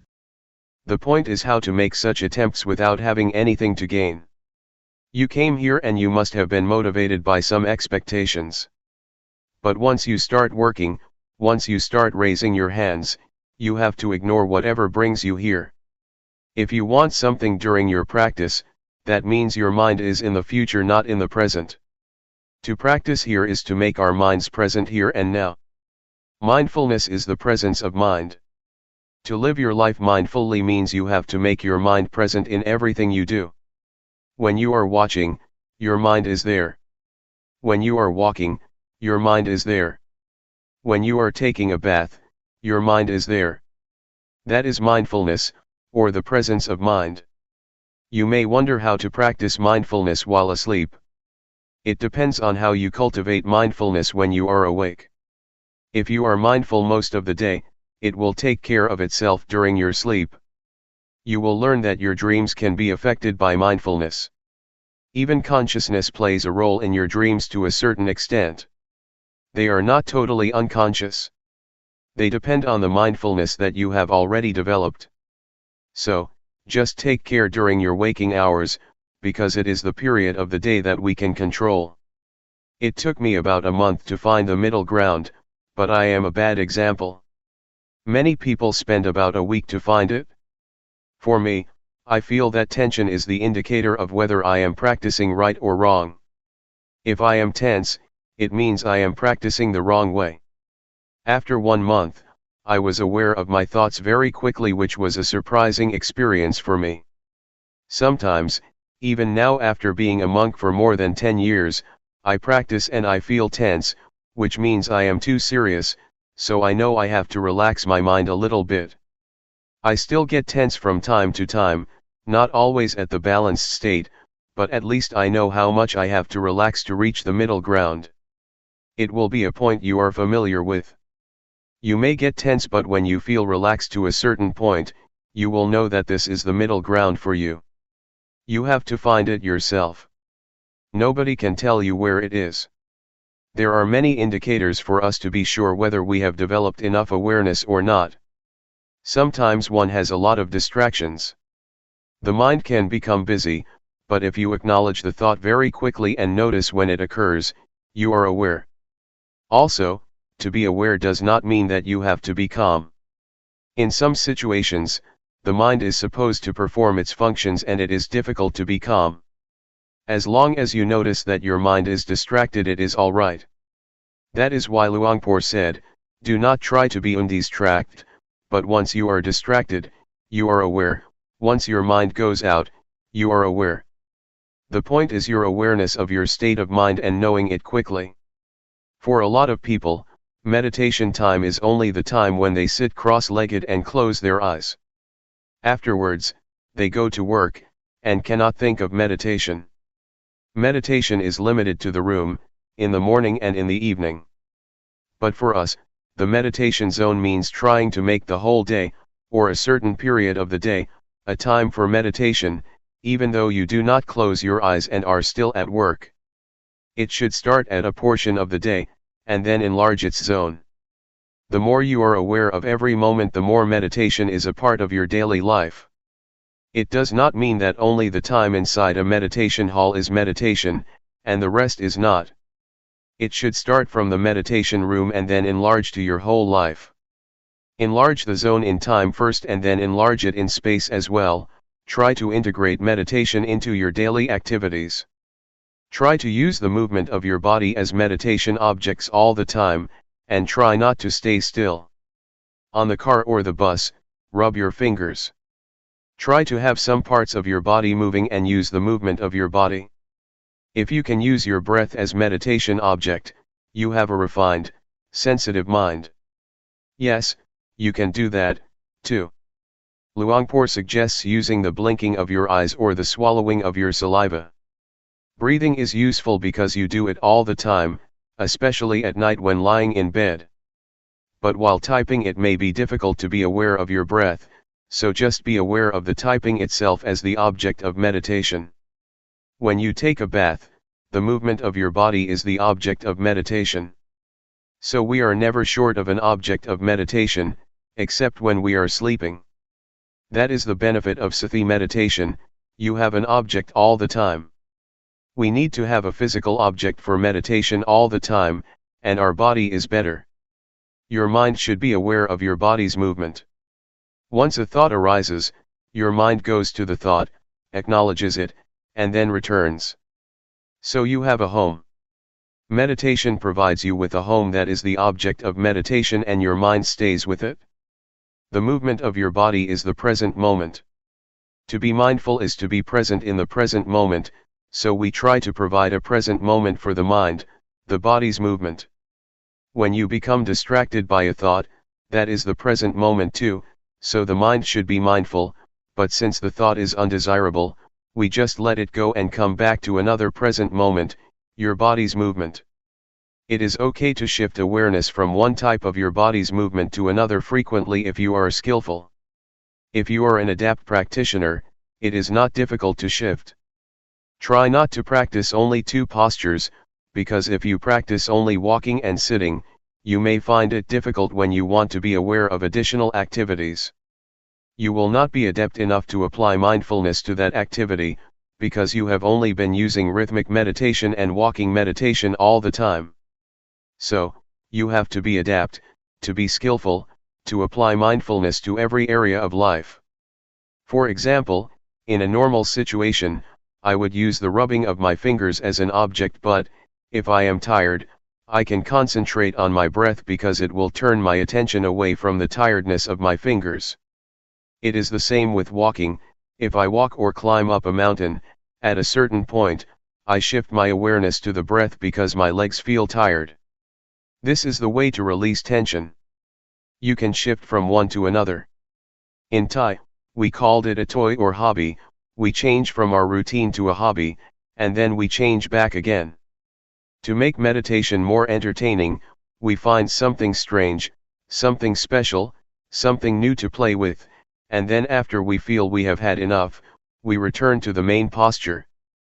Please try to apply mindfulness to another postures or activities, not only in daily life but in the retreat too. When I practiced with Luangpor Teean, sometimes he asked me to clean the floor. He gave me a broom and asked me to be aware when I was doing that job. He wanted me to not stick to the two main postures. During the first few minutes, I felt disturbed. unable to be mindful of the work, because I had limited my activities to only 2 postures, and did not know how to apply mindfulness to that work. But later I knew. In Luangpor's retreat, he also likes people to stay with sitting and walking, but he will provide you with some work to do like cleaning the toilet, because he wants us to be skillful in every activity, otherwise you will not be able to apply it to other activities after the retreat. July 9, 1997. The middle ground. As you already know, we are training our mind to reach the middle ground, that is between the outward-oriented mind and the inward-oriented mind. Do not try to turn your mind too much outward or too much inward, to follow your thoughts or to stop them. The middle ground also means trying to avoid being lazy due to being too relaxed, or being strained due to too much tension. It also means that we have to avoid the 2 extremes of indulging in pleasure and indulging in pain. What does it mean by that, indulging in pain or indulging in pleasure? It means that when you recall a good memory or refreshing images you get high, and when you recall unpleasant feelings in the past, a bad memory, you get low. If you are moved like that, that means you are already indulging in pleasure or pain. If you are stuck in the pleasant feeling, that means you are indulging in pleasure, which is one extreme. If you get low or become angry, because of your thoughts about somebody that you have bad experiences with, you become dragged down by such thoughts or memories, or if you feel upset because of dissatisfaction with your practice, means that you are indulging in pain. So, to avoid these 2 extremes means try to keep your mind normal, stable, and unmoved by pleasant or unpleasant feelings, good or bad thoughts, good or bad mental experiences. So, you see that the term middle ground means balanced. It has a broad meaning. It means that you do not follow the thought or suppress the thought, turn your mind too much outward or too much inward, be lazy or push yourself too hard, or indulge in pleasure or in pain. It is the art of meditation to keep our minds in balance, to reach the middle ground. You may feel it is very difficult to attain this state of mind, even though you have come closer to it. Sometimes, you have already attained that balance, but you may be dissatisfied with it. You do not realize that you have already arrived at the middle ground, so you push yourself harder and go beyond that point, moving towards another extreme. Sometimes, your mind is too much inward so you try to relax, but you relax so much that you pass the state of balance, wasting a lot of time. Sometimes, you do not think this is the point that you need to attain. You think, oh, this is not the state of awareness because so many thoughts are still coming up, so I have to push myself harder. You are not satisfied with that state of mind simply because you have some expectation, so you keep passing the state of balanced mind without realizing that you have already experienced it. I think expectations are sometimes illusory. They are dangerous because they can deceive us, so we have to be very careful. We have some expectation about awareness, so we have already adjusted our mind to the expected state of awareness. Since we do not feel the calmness that we expected, and we feel thoughts still arising, we keep ignoring this state of balanced mind. I am sure that you have already experienced the state of awareness, the state of balanced mind, even though you may not realize it. So try again that you may find it and have confidence in it. Another point that I would like to mention is that, aside from keeping our mind in balance between the 2 extremes, we also need another art, the art of reconciling 2 opposing values. We face conflicts in our daily lives between freedom and discipline, between diligence and concentration.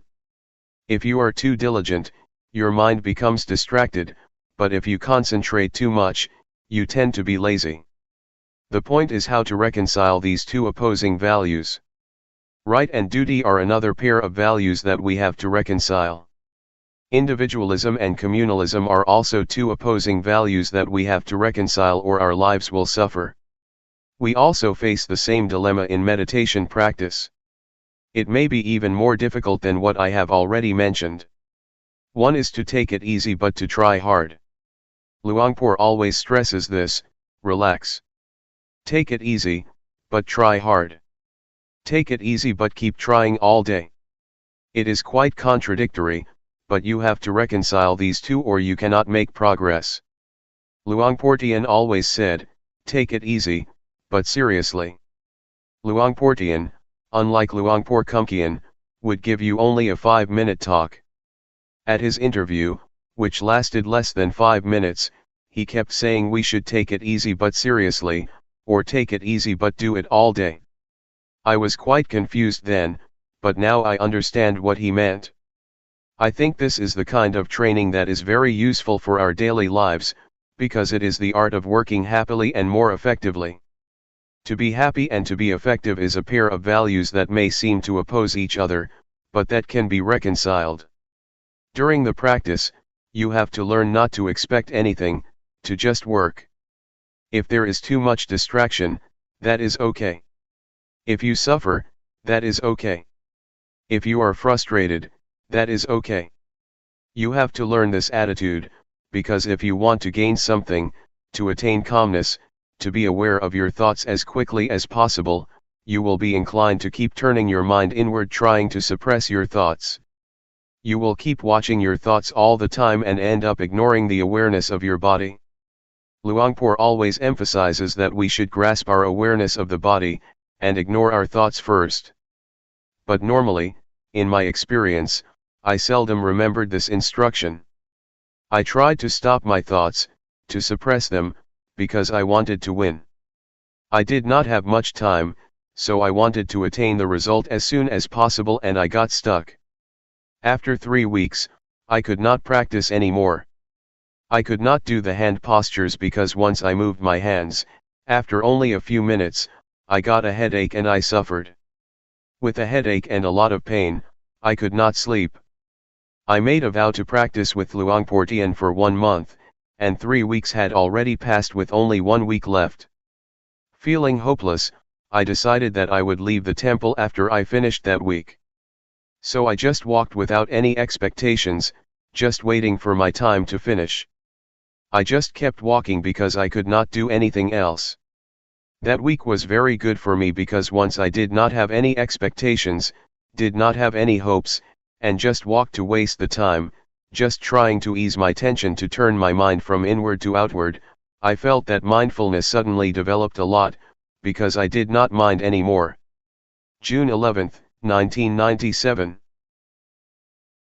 Practice independently. The truth, I think, you have to see it. You have to see the truth for yourself. If I tell you, it will not be your truth, but an academic or indirect experience. I suggest you not use your intellect to find the truth but direct experience, you must realize it by yourself. Sati, or mindfulness, is a capacity of mind to recall. When you walk in meditation, you think about your work next month, the body walks but the mind goes somewhere else. Then, you recall that you are supposed to be mindful while walking. That is mindfulness. When your mind comes back to walk, you feel the sensation of walking and have clear comprehension. That is awareness. It is very important for us to try to experience awareness directly. It is also a capacity of the mind. One cannot experience awareness through thought or the intellect, for it is beyond the realm of intellect. You have to experience it directly with your feelings. We use a lot of thought, a lot of intellect, but rarely the faculty of feelings or awareness. When you want to touch something, you have to touch it with the hand, not the glove.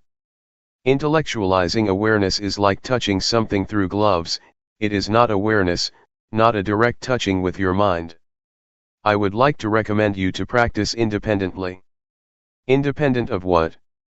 First, be independent of time. When you walk or practice, do not worry about the time. Some practitioners set the time, saying they will walk or sit for 1 hour. Then they set the clock in front of them. This will make hell out of their practice because they are concerned about the time, whether they have completed the hour or not. Even with 30 minutes left, they still worry. They are anxious about when they will reach the hour. Do not worry about the time or the clock, practice without any references, allowing your mind to get in touch with mindfulness or awareness. Sometimes you are also concerned about other people. Why does this person walk so quickly? Why does she walk so slowly? If you keep asking and comparing yourself with other people, you will not be sure whether it is good for you to walk slowly or quickly. That is why you should practice independently, unconcerned with other people. You have to find your own way, the suitable speed or suitable pace for yourself. Everybody has his or her own way of practice. Please ignore what the other people do, just be concerned with yourself. Another thing that may cause you anxiety is the notion of awareness, or the concept of mindfulness. You have some idea about awareness or mindfulness. When your experience does not fit with that notion or idea, you feel unhappy, you feel uncertain, you feel unsure about the practice. Please forget whatever notions you may have about mindfulness or awareness, even words by the master, or the teachers. The master said that awareness is like this, and mindfulness is like that. You become attached to these words. When your experience does not fit with these words or ideas, you feel unhappy. When I first practiced, I was confused.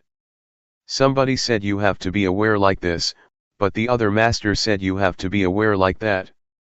I was bewildered. Which one is the real awareness? It is difficult to explain what awareness is like. You cannot convey awareness by words, but have to know it from your experiences. This is true even of color. When you see this robe, you know exactly what color it is, but to express it out loud people use different words. Somebody says this is yellow, but others claim it is orange. Different people use different expressions even for the same thing. Please ignore these references. The fourth thing to be independent of is the previous results that you may have obtained. Yesterday, you experienced calmness, you achieved wonderful practice, and then you want your practice right now to be the same. That is another kind of reference that you should avoid. If you have such references or if you are concerned with past results, you may be unhappy. They will never fit with one another. Ignore the results of the past and start again at the present moment. Practice independently, independent of previous results. It is already the past, let us ignore it. However good your experience was, be it calmness or tranquility, do not try to repeat it again or you will be disappointed. Why? Because you have some expectation, and expectation makes your mind out of balance. To practice like this, balance is crucial. You have to keep your mind in balance. Desire or expectation tends to push your mind out of balance. Therefore, forget whatever happened to you, even your expectations. Be careful with expectation. When you expect something, you have preconceived notions about it. If experience does not conform with that idea, you reject the experience. There is a story that is very instructive. An individual on a sinking boat prayed to God for help. Being very devout and sincere, he sincerely believed that God would help those who have faith in him. During his prayer, a lifeboat came by and asked him to join. He said, "No, I believe God will help me, because he never ignores those who have faith in him." So, the lifeboat left him behind. 1 hour later, the sea level was already at his chest. A fisher's boat came. He said, "No. God will help me." Another hour later, the sea level was already up to his neck. A patrol boat came. He replied again, "No." So, he drowned and went to heaven because he was a good person. When he met God, he asked, "God, why did you forsake me? I prayed for you even at the time of crisis." God replied, "You fool. I sent 3 boats to help you. Why didn't you take the boat?" The man expected a miracle. In reality, no miracles happen. God's action is not miracle, he works through ordinary events. So, with expectation, the person tried to reject even the help of God. Do not be too concerned with expectations, or you will reject the experience that you have already achieved. Just work independently of expectation, and try to get in touch with real awareness through direct experience. When you get a result, it will be the true outcome of your practice. Do not bother with miracles or preconceived expectations. Question: how can you forget everything and not have any expectations or references? Answer: it can be done through repetition. In the first hour it may not be easy to forget, but if you practice more and more, you will feel in harmony with the practice, and then this notion will pass away. Nevertheless, you have to do it repeatedly, over and over again. Then, a new kind of habit will develop, the habit of letting go and forgetting expectations. Question: that is very, very hard. Answer: it is possible, if you try to be at the present moment. I found that when I feel in harmony with the practice, I do not care about the rest. To be in harmony with the practice takes time, but it is possible. We call it, to be at the present moment. When you have developed that habit of being at the present moment, you will be less distracted by expectations, by time or schedules, by other people's practice. Question: are you suggesting that we totally ignore previous experience on how to get there? Answer: I suggest you do that when you start the practice. However, when you finish, you may review and think about which one is the way. During the practice, try to be at the present moment, otherwise, your previous results will distract you from the practice. Question: when we start the practice again, we will take reference of the previous experience, right? Then, how can you practice independently? Answer: a kind of habit will develop within you. Question: right, I see what you mean, inherit a habit from the previous practice instead of knowledge. Answer: yes. It has already happened to you, because all of you have been practicing for a long time. You have inherited some habits or some tendencies.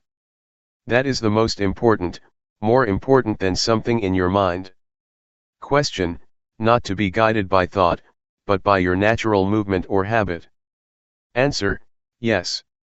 This is what we call adept or skillful. You become more skillful. Take swimming for example. Thinking, or recalling the instructions, does not help you much when you are swimming. You have to be at the very present moment.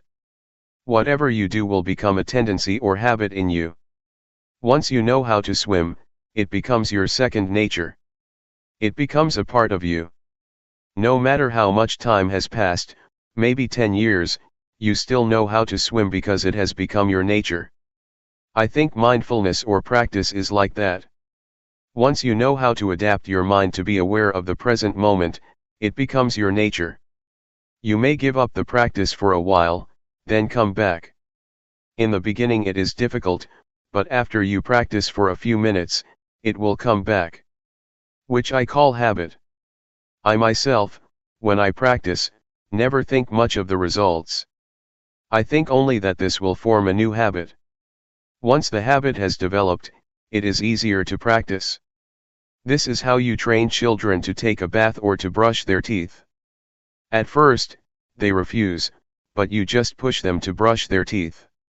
It becomes their nature and they will go to the bathroom to brush their teeth on their own. Mindfulness is like that. In the beginning, your mind follows the thoughts and never comes back. Then, you call it back. Second time, it goes again, following the thoughts and comes back. The third time, it comes back quickly, faster, but still takes a long time. Then, you call it back all the time, many times, it returns faster and faster. The unintentional thought will become shorter and shorter. In the beginning, it is like a train of thoughts with 12 cars of thoughts. After practicing for a few days, it becomes 10 cars. The train of thoughts becomes shorter, shorter, and shorter. Then, only one car of thoughts, because your mind becomes faster. It is the habit of the mind to come back faster. This is what mindfulness is. You need not to stop the thoughts. Your mind will come back on its own. July 8, 1997. Harmony within. Meditation practice is to train ourselves to be in harmony with ourselves, or to be in harmony with the present moment. To be in harmony with the present moment has a broad meaning. It means that we have to be content with what we have, with what we are doing, and also with what we are at the present moment. To go deeper than that, it means to be content, accepting the thoughts or emotions that we have at the present moment. To accept does not mean that you are lost, or follow the thoughts. That is not acceptance. Accepting means keeping our mind normal, not reaching to the thoughts whatever they may be. This is the only way to free our mind from all kinds of thoughts or emotions. Whether they are positive or negative thoughts, pleasant or unpleasant emotions, agreeable or disagreeable feelings, just observe them and learn to come to terms with them. People, in general, are likely to react to the thoughts or emotions that they have. To be precise, they are not reacting, but attached, or clinging, to the emotions or thoughts that arise, even unpleasant feelings. It may sound strange, but we do cling to unpleasant feelings or emotions. You may have noticed that when we experience anger, we never try to let it go. We keep recalling the incident that causes us anger, and keep reminding ourselves about the behavior of that person that upset us. We cling to that negative emotion or experience and never try to let go of it. We may want to, but we never try. We just cling to it, grasping the anger, the anxiety, or whatever. Thus we cannot sleep at night, because we keep thinking about this and that despite the fact that they are unpleasant feelings, emotions, events, or experiences. That is why I say we cling to it. We do not accept it the way it is, but cling to it. That is what the Buddha called indulging in pain or indulging in suffering. In the first sermon of the Buddha, he mentioned two extremes, indulging in pain and indulging in pleasure. Buddha advised us to avoid these two extremes. To indulge in pain does not mean that we torture ourselves as the Buddha did, when he tried to attain enlightenment through ascetic behavior. He refused food and slept on nails. That is indulging in pain, but all of us never do that. Still, we indulge in another kind of pain, mental pain. When anger arises, we are lost in anger. When anxiety arises, we are caught up in anxiety. We grasp it, grasping anger, clinging to anxiety.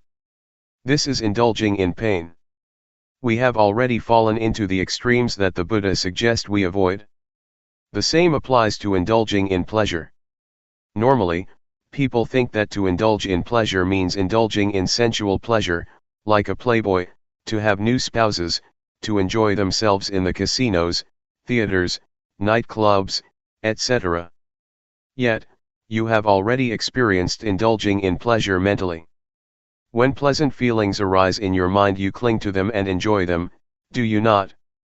We are always caught up in the agreeable emotions and feel content with them. This is indulging in pleasure, another extreme that the Buddha instructed us to avoid.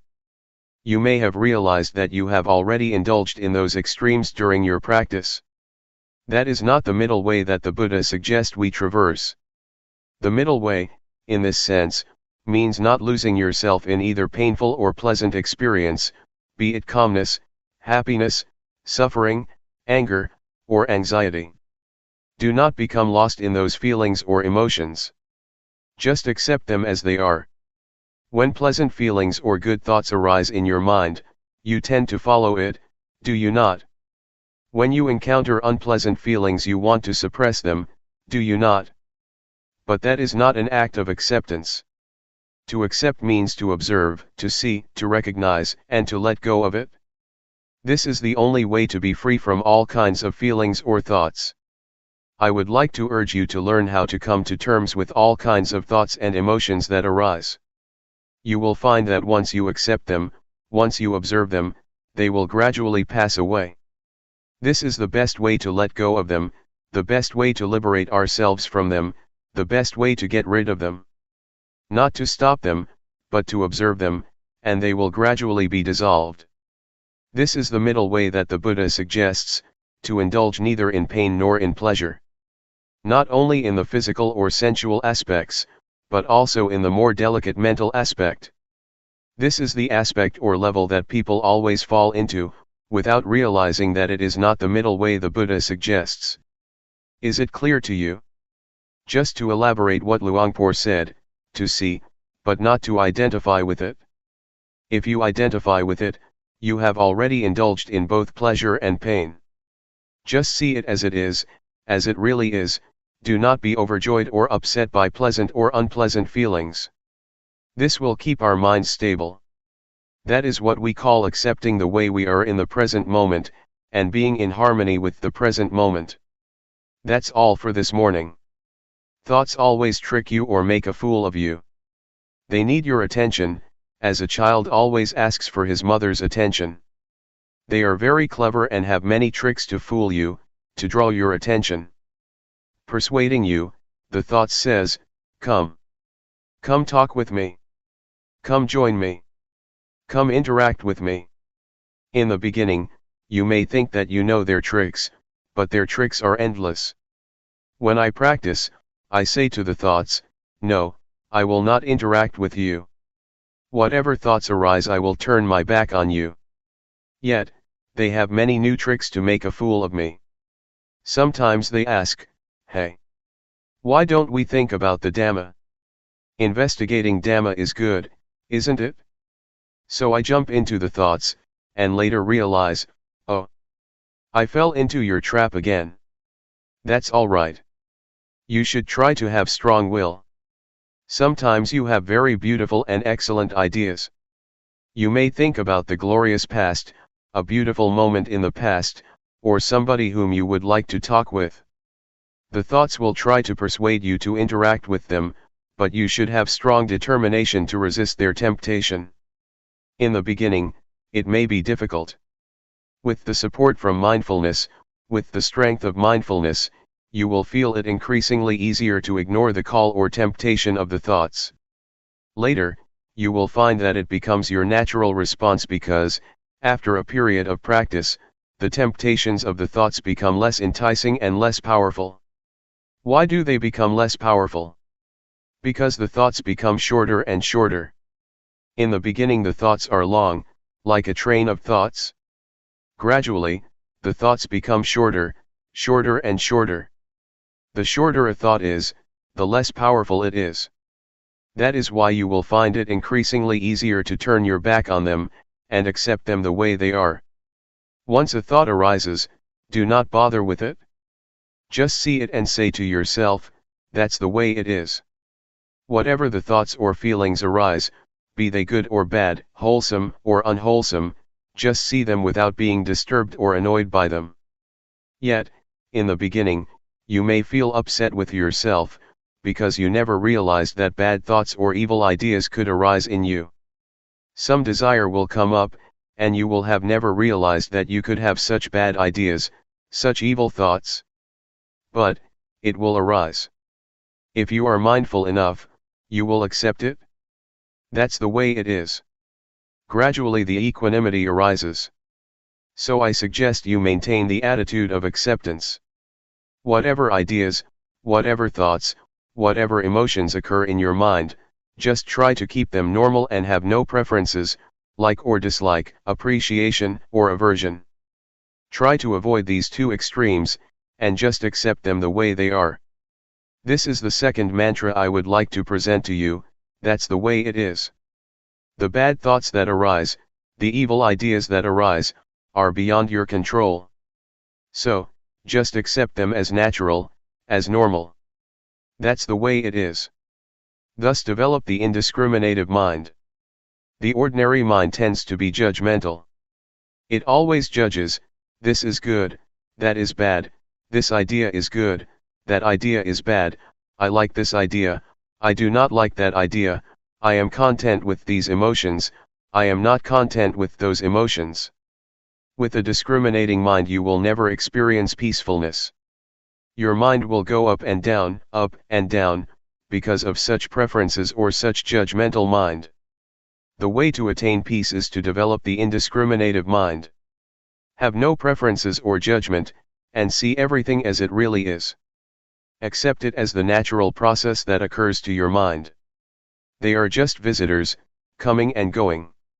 No matter how good or bad the idea is, any kind of idea, just let it come and go, appear and disappear. Do not be bothered with it. Just see it, take note of it, and then come back, returning your attention to the body's movement. In brief, try to resist the temptations of the thoughts. They need your attention because that's the only way they can sustain themselves. Unless you give them your attention, they cannot survive. They can exist only with your support. If you do not pay attention to them, they will just pass away. This is the best way to handle the emotions. Do not suppress them, stop thinking, nor force your mind to drop these thoughts. Just say to yourself, when the thoughts arise, that's the way it is. July 9, 1997. Calmness and insight. There are two words that Luangpor always mentions, mindfulness and awareness. Both are like twins. They are interchangeable, help each other, and always come together. Mindfulness is that which recalls. For example, you are moving your hands, but you forget that you are doing it because your mind is distracted. Then, you remember that you should be attentive to your hand movement. That capacity to recall is mindfulness. Mindfulness recalls and brings your mind back to the action of your hands. When your mind is attentive to your hands, or to any activity, you become aware of your body, aware of yourself. This is awareness. Once you are aware of any activity, you know what should be done as far as that activity is concerned. This is clear comprehension, another function of awareness. When you are aware of an object and attentive to it, your mind becomes increasingly collected and composed, thus enhancing concentration. Awareness also gives rise to and strengthens mindfulness. Sometimes, while you are supposed to be aware of your body's movement, your mind becomes distracted. Awareness of your body's movement sometimes helps your mind to recall that you must be mindful of your body, and that's why it can help to bring your mind back. It awakens mindfulness, bringing back the mind. For example, when you are listening to someone's speech, you rub your fingers. You may be distracted by the environment, by your worries or your concerns about something else. Suddenly, you feel the sensation of your fingers, and the sensation helps you to remember that you should be listening to the talk. So, mindfulness becomes function and brings your mind back to the talk, to be attentive to it. This is how awareness helps mindfulness to function, or take place. Mindfulness, awareness, and concentration are closely related. Mindfulness gives rise to awareness, awareness gives rise to concentration, and vice versa. They help each other, enhancing each other. Don't be confused when Luangpor sometimes mentions mindfulness, and a few moments later he mentions awareness or mindfulness and awareness. They are the same. Technically they are not the same, but in practice they work very closely together. Briefly speaking, mindfulness brings the mind back to the activity or meditation object. Once your mind is with the object, you have awareness, you know and you see clearly. With the functions of mindfulness and awareness as I mentioned, two things will occur. The first is calmness. It arises because you are not distracted by thoughts or by external stimulation. Your mind does not wander around because your mind is attentive to, or tied to, the meditation object. Thoughts may arise in your mind, but they are short and do not disturb you much. You may feel hot, you may feel cold, but it does not give rise to anger or upset you, because mindfulness brings you out of the anger or negative qualities, and back to the object of meditation. But, if you do not have an object of meditation, your mind can easily be caught in the anger, that is the result of unpleasant feelings. So, mindfulness and awareness help you to let go or be free from the discontentment. That is why calmness and relaxation are possible for the one who has mindfulness. The second thing that happens when you have mindfulness is wisdom, or clarity of mind. It happens because mindfulness and awareness keep your mind from liking or disliking, from being up or down, from being content or discontent. They keep your mind stable and without bias. If you have preferences, if you are discriminative and like or dislike, you have bias and you cannot see things clearly as they really are. This will not be the case if you have mindfulness. For example, when anger arises, you will not be caught up in it, you will distance yourself from it and see the anger. You do not reject anger, but just see it. You can see how it exists and how it passes away. But, if you get into the anger, you cannot see, and you cannot know the anger.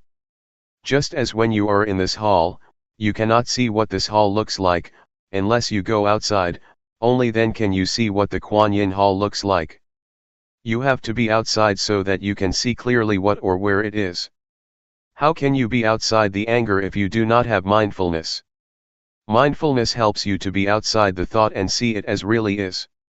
That is why Luangpor always emphasizes that, you have to see. You should know. You should not be lost in any kind of thoughts, be they good or bad, of pleasure or pain, so that you can see and know. Truth will reveal itself. In short, as I mentioned, there are two kinds of results that will take place, calmness and insight, or wisdom. Yet, you should bear in mind that calmness is not the primary aim of this meditation. The primary aim is insight. If you take calmness as the primary objective, it is easy for you to become lost in calmness, and then you cannot even see what it is. Just recognize that calmness is like this, when it manifests itself, and do not be overjoyed with it. Just see that that's the way it is, and then try to maintain your mind to see, to be clear, keep knowing, keep observing. That's all. This is just to make a brief distinction between mindfulness and awareness, and to highlight their main functions as well as how they work together. Practically, they have more functions than what I have just mentioned. July 10, 1997. The point of balance. As you may be aware, Luangpor tries to suggest that you not watch your mind or watch your body closely. There are some justifications for that. In our daily life we tend to do a few things at the same time. You should allow your mind to be aware of your whole body rather than only a particular part of it. Otherwise, you may make mistakes in your activities. For example, when I began my practice, one day, I finished my lunch and had to throw the leftovers into the waste basket. Since I did not know how to practice properly, I forced my mind to concentrate only on my feet, while I was walking to the waste basket. When I arrived at the basket, I threw the leftovers into the basket, and forgot that not only the leftovers but the fork and spoon were also thrown away. Why? Because I concentrated too much on my feet. I did not allow my mind to be aware of my whole body, to be aware of the act of holding the plate with the leftovers and the fork and spoon. If you force your mind to concentrate only on one part of your body, you limit your awareness to that part and forget the rest. There is another story of a practitioner, who wanted to concentrate on every act of her movement in detail. Before she went to the office she had to get dressed. She concentrated on her act of dressing very consciously and very intensely. When she took the shirt, she concentrated on it. While wearing the shirt, she also concentrated on every movement of the wearing. The same applied to putting on her trousers, her socks, and her shoes. When she went to work, it took more than an hour for her to realize that she forgot to zip her trousers. It's okay if you walk with too much concentration in a walking meditation, it's not much of a problem because you only have one act. Yet in reality, you have many acts at the same time. You walk and you hold something in your hands. When you drive a car, you have to look at the road, and control the steering and the speed with your hands and legs. These require your total awareness. Focusing your mind on only one particular part of your body will cause problems. I have spoken only of the physical aspect or the aspect of the body activities so far. This principle also applies to the mental aspect. If you force your mind to watch your mind closely, you tend to block your thoughts. When there is no thought, you do not learn how to let go of it. You should allow thoughts to arise, so that you learn how to let go of the thoughts or emotions. If you block your mind, the thoughts cannot arise, and then you do not know how to let go of them when they do arise.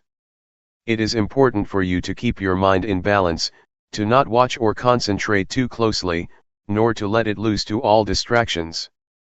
This will enable your mind to be aware of the mind, to be aware of the body, not only of your hands, but the whole of your body and also its surroundings. This is what we should do when we cross the road, especially the road in this country. You have to be aware of the act of walking, and also of the mind. Am I absent-minded? If you are absent-minded while crossing the road, it is very dangerous. You also need to be aware of your surrounding of the car that is coming. So, you have to be aware of three aspects: body, mind, and your surroundings. One can achieve this only if he keeps his mind in the point of balance, neither watching too closely the mind, nor concentrating merely on the body. For the beginners, do not be confused with what I said.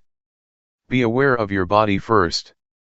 Do not pay much attention to the mind or to the thoughts because you have to go step by step. You may be aware of your surrounding at the same time, of the noise or whatever, just be aware with mindfulness. Do not be disturbed by the noise or by visitors that come to talk to you. Just see them as they really are, accept them as that's the way it is. That's all. This is what Luangpor Teean instructed Luangpor Teean 30 years ago. Because Luangpor Teean, at that time, was very good at concentrating his mind on the breath only, and would cut himself off from his surroundings or any kind of thoughts, because he watched closely only the mind. Once, when he was practicing in a closed room with closed windows and a closed door, Luangpor Teean came to interview him. Luangpor Teean did not go into the room but, standing outside the hut, asked, "What are you doing?" Luangpor Teean said, "I am practicing meditation." So Luangpor Teean asked, "Can you see me?" Luangpor Teean replied, "No, I cannot see you." Luangpor Teean then asked, "What does it take for you to see me?" Luangpor Teean replied, "I have to open the door first." So Luangpor Teean asked him to open the door. At once, he opened the door. Standing at the threshold, Luangpor Teean asked, "Now, do you see me?" Luangpor Teean replied, "Yes, now I see you." "Can you see inside the room?" Luangpor Teean replied, "Yes, I can see inside." "So, now you see both outside and inside, do you not?" Luangpor Teean said, "Yes, I can see both." Luangpor Teean said, "You should practice like this, do not focus your mind only on the inside. In other words, do not turn inward, but be aware of both the outward and the inward, that is the point of balance." So, Luangpor Teean suggested Luangpor Teean not block his mind or turn his mind inwardly, but allow his mind to be aware of the outside and of the whole of himself. This is how this practice is different from many other methods. Many methods try to block your mind. You can achieve concentration very easily with those methods. Yet, once you get out of the practice, your mind can easily be disturbed by thoughts, because you have not trained yourself in how to deal with them. Since the thoughts have been blocked, you have had no chance to be aware of them and thus learn to let go of them. This is how it is different. I just explained the reason behind Luangpor's suggestions. Why not watch closely so that you can develop total awareness during your practice, and apply total awareness during your daily life. July 10, 1997. Reconciliation. There are two fundamentals of practice. The first is to practice with relaxation. The second is to take it seriously. These two fundamentals are very important for the practice. The point is how you can reconcile them. When I first practiced, I felt it very difficult. I felt confused when Luangpor Teean said, "Be at ease, but take it seriously." He always stressed these words. Literally, he said, in Thai, "Do it playfully, but seriously." To do it playfully means that you have to be at ease when you practice, and to be at ease at the present moment. To take it seriously means you have to continue your practice all day, all week, all month, and all year. This is what he meant. To take it seriously means you have to continue it, neither giving it up nor stopping it. I think this is the art of the practice, how to reconcile the two opposing values, the two opposing principles. Both principles are good, but on some level they are contradictory. As you may remember, in the first few days, I talked about the middle way. The middle way is the practice that avoids the two extremes. The two extremes are bad, so we have to avoid them. That is the middle way. Yet, at the same time, there are two principles, two values, that are both good, but in opposition to each other. We have to reconcile them to make them in harmony. These are the arts of the practitioner. 1. You have to avoid the two extremes because both are bad, and 2. You have to harmonize the two values. These two arts are different. Sometimes people are confused, they think the middle way is to mix good and bad, and then divide it in two. That is not the middle way. The middle way is to avoid the two extremes and, at the same time, reconcile the two values, the two principles. In Buddhism, you will find that this art is very necessary. You have to reconcile faith and wisdom. Those who have too much faith always lack wisdom, those who have wisdom always lack faith, because they always criticize, always doubt, always feel uncertain. So the Buddha taught us to reconcile these two principles, do not miss any of them, but combine them in harmony. The same applies to diligence or earnestness and calmness. If you are too diligent, you tend to lack calmness or concentration, but if you develop too much concentration, you tend to be indolent. Again, you have to combine, or reconcile, concentration and diligence. Now, let us go back to what Luangpor Teean always mentioned, to practice relaxed, but seriously. It means that when you practice you should feel that you are taking a rest. When you walk, it is not much different from a morning walk or evening walk, in the sense that you do not expect much from such a walk. When you have a morning walk you do not expect much from the walk, do you? That is the attitude that we should apply to the practice. When you take something lightly, you do not worry about it, which enables you to feel joy and be relaxed in doing that work. Since you are not worried with the outcome, your mind can easily get into the balance, since you are not worried about the outcome, and also have joy in doing the work, you can do it continually. You are not frightened with the work or become turned off by it. When children play, they can play all day and all night without being tired, because they feel joy and do not expect much from their play. Yet, if you ask them to do their homework, you turn them off because there are a lot of expectations from the teachers, from themselves and from their parents. There are standards against which the outcome has to be compared, and this always frightens, or turns off, people. That's why I asked you not to set any standards, any goals, or have any expectations. Do not set the goal that you will not be distracted in the next 10 minutes. You cannot do that, just be concerned with the present moment. If you are worried about the outcome, your mind is already in the future, the outcome is in the realm of the future. If you are concerned only with the cause, the practice, you are already in the present, the cause is what you have to make, and you can only make it in the present moment.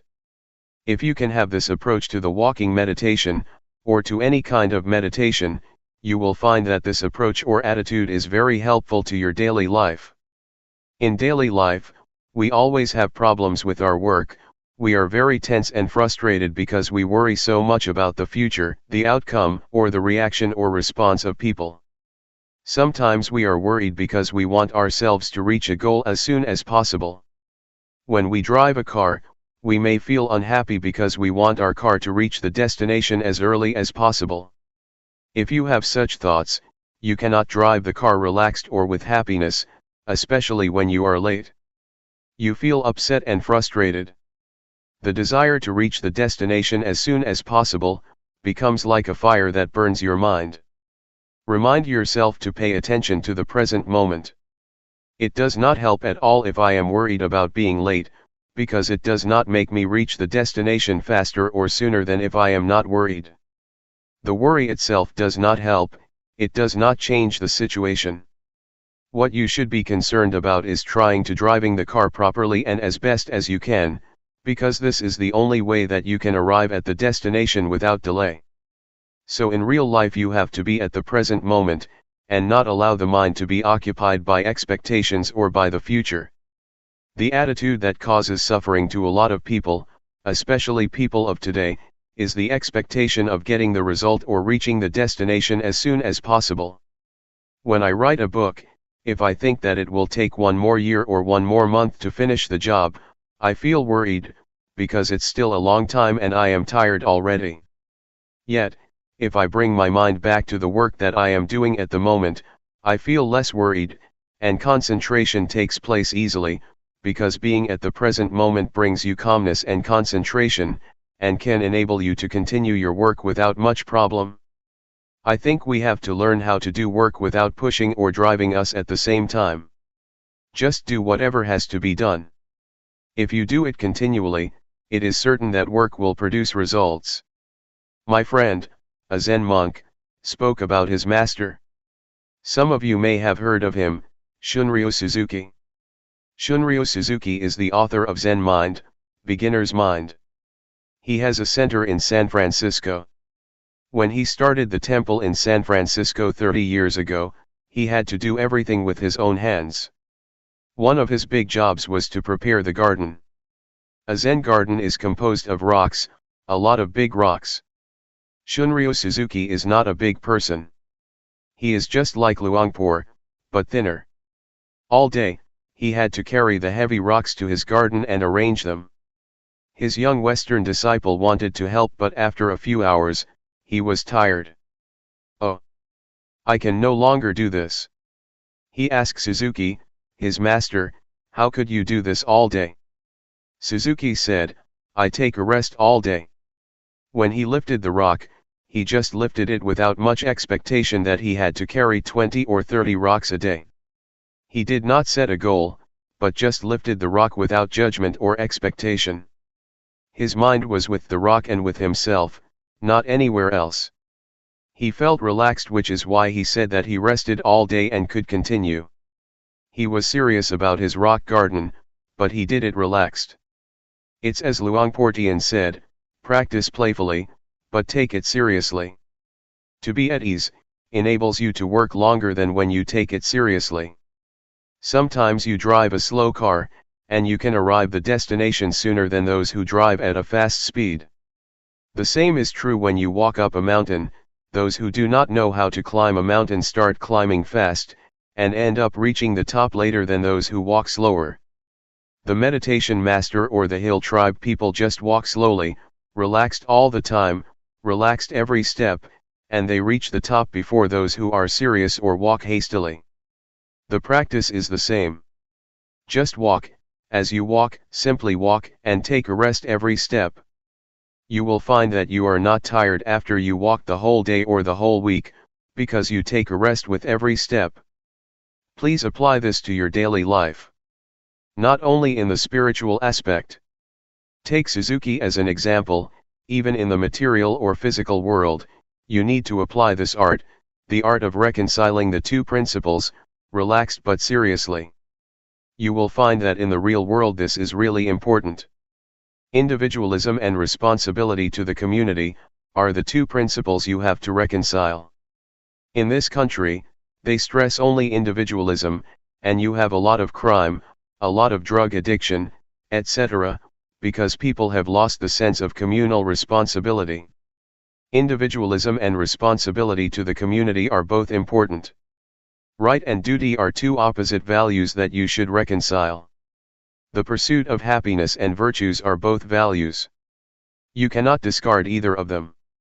If you pursue happiness while ignoring virtues, you create problems for other people. If you are attached too much to virtues, you have no happiness because you are always afraid that you will offend other people, and you make yourself tense. Freedom and order are another example. Freedom is good, but order is good too. Yet, if you stress freedom, no order can take place. If you are too much concerned with order or discipline, freedom might be affected. So you have to reconcile these opposing values. This can be done if you learn this art from the practice. I myself have learned a lot from the practice. Because this art is very crucial for the practice, if you cannot learn it, it will be very difficult to achieve the practice.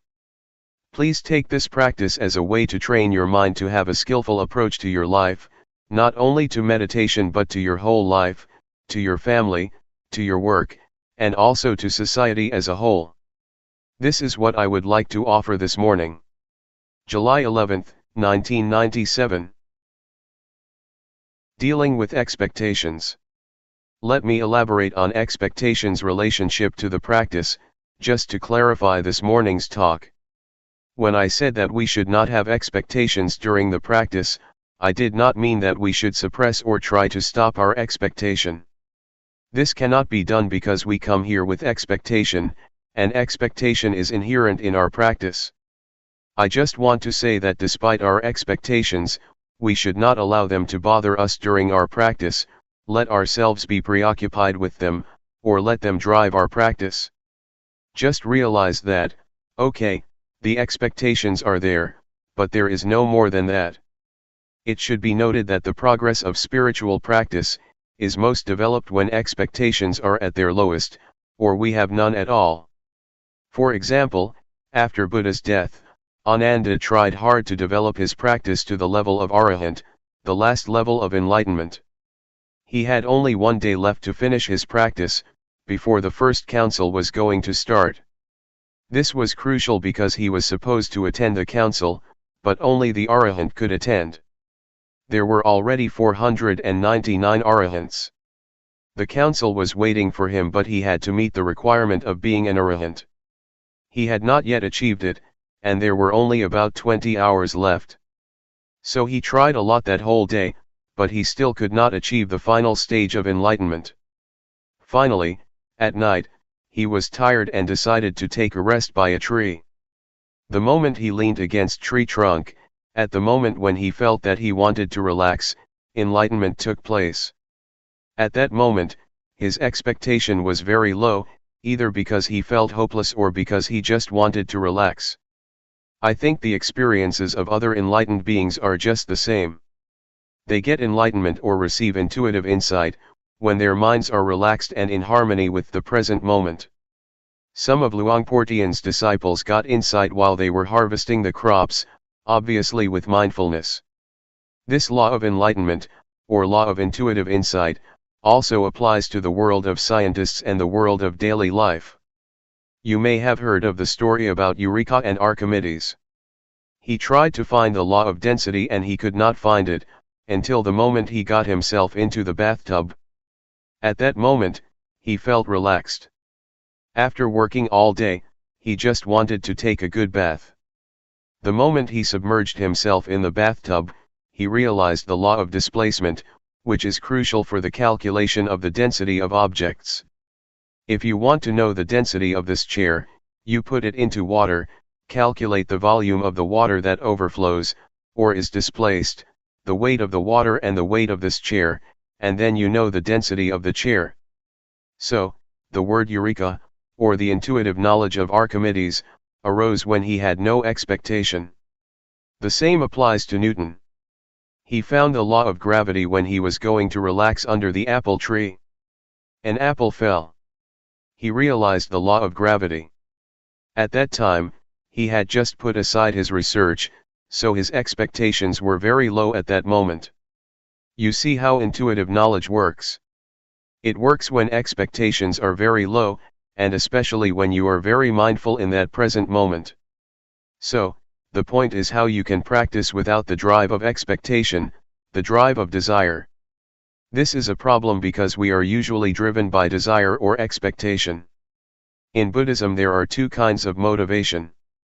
The first is desire, desire to get or desire to achieve. The second is zeal, you want to do, or you want to practice. There is a difference between the two. Desire is closely related to craving, and zeal is closely related to wisdom. With zeal, you realize that it is good, so you want to do it. Zeal is the desire to do, not the desire to get, not the desire to achieve but the desire to do. Buddhism does not say that you should not want. Yes, you should have wants. You should have the want to do, but not the desire to achieve or the desire to get. So, please learn to use zeal as the motivation for your practice. You see with your wisdom that meditation practice is good. It is not to satisfy your ego that you do it, but because it is good for yourself and for others. Then, you start practicing. Yet, for a lot of people, it is difficult to develop zeal, because desire always dominates their minds. That is okay. We have to accept the way it is. We have to accept that we have desires and expectations. But again, once we start walking, once we start moving our hands, it is time to turn our attention to our body's movements, and leave our expectations and desires behind.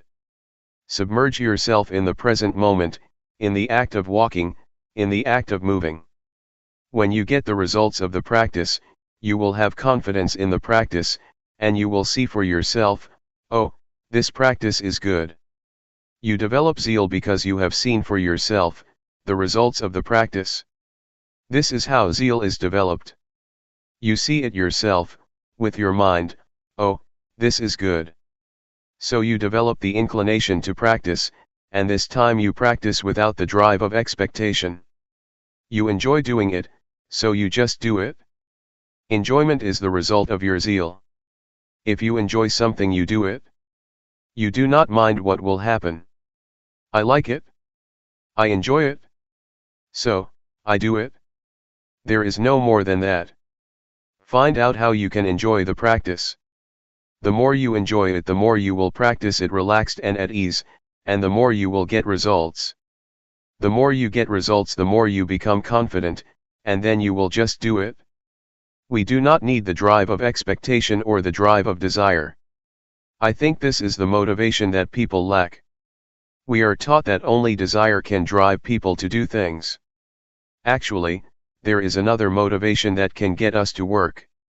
Zeal as a Buddhist motivation is very important, not only in meditation but in any kind of work. This is what I would like to offer you for reflection. In summary, how should we deal with expectations? First, accept them for what they are. Accept that expectations exist in our minds, but do not let them bother our practice, or pay much attention to them. Just be at the present moment with the work you are going to do, and do not allow yourself to be driven by expectations. Try to develop the other kind of motivation, zeal. With the right motivation, you will find that results arise not in the future, but at the present moment. Normally, people just wait for the future, wait for the results to come. If you have a positive approach, a positive mind, you will see results, and the outcome always comes at the present moment.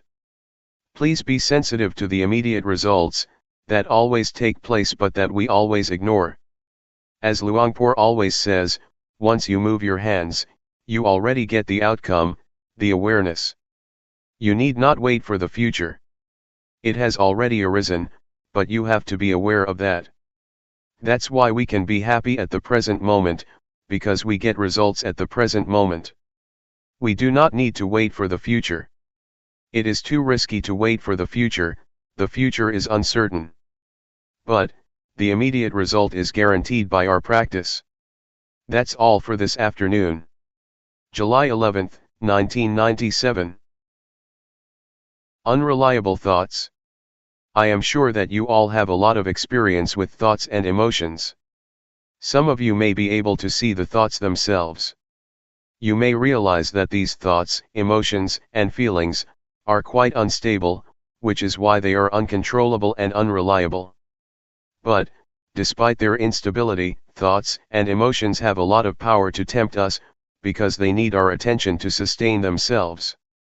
Without our attention, thoughts and emotions just fade away. They need your attention, it is the only requirement for their survival. You know, it is as if thought has a life of its own, despite its instability. It is like a virus that tries to manipulate your cells, drawing support from you.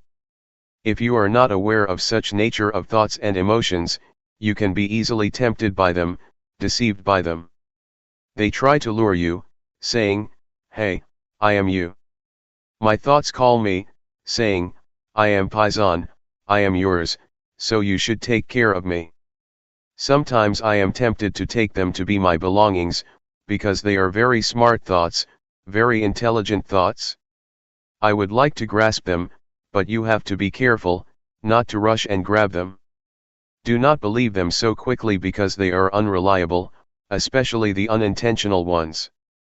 We cannot even believe the good thoughts, for they can play tricks on us too, if we are not mindful enough. There is a story about a person who enjoyed drinking, and tried to give it up but failed. Every time he passed the bar on his way home, he could not resist his desire, the temptation, to go inside and have a drink. He tried to resist many times but failed.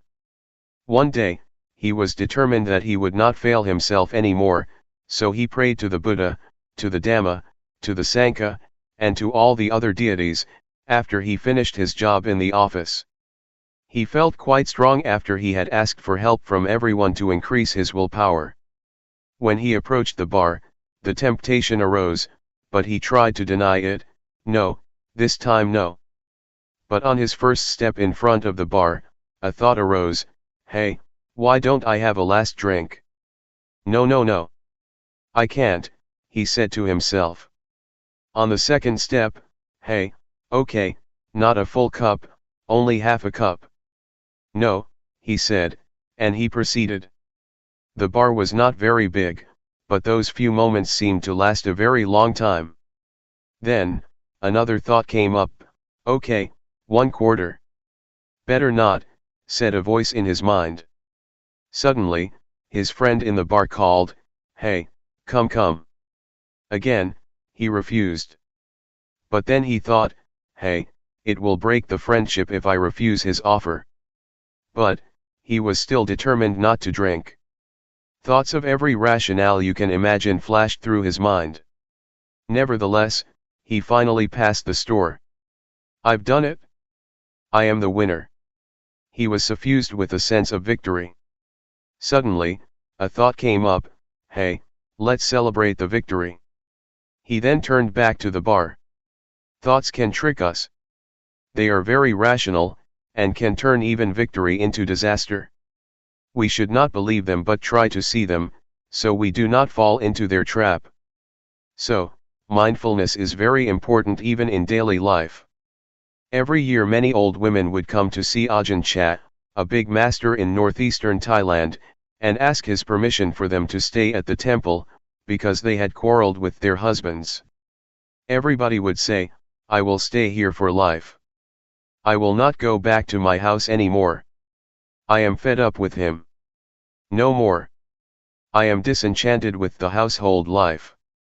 Please allow me to stay and practice with you." A few days later, the husbands would come, visit them, and ask them to go home. The women who had been determined to stay in the temple for life, would change their minds after a small chat and decide to go home. Even strong, powerful, and quite determined thoughts can disappear, or wear out, after a few days passed. You may have noticed that you have a lot of good thoughts or ideas during the practice. "I want to do this, I want to do that, after I go home I will do this, I will do that." But if you do not jump into that thought or idea, and just see it and ignore it, after a few hours or a few days, you will find that that thought becomes weak and is not as interesting anymore. When you have a beautiful or great idea, you need to remind yourself, "It is not sure." This is the third mantra I will give you. Do you remember the first two mantras? Never mind and, that's the way it is.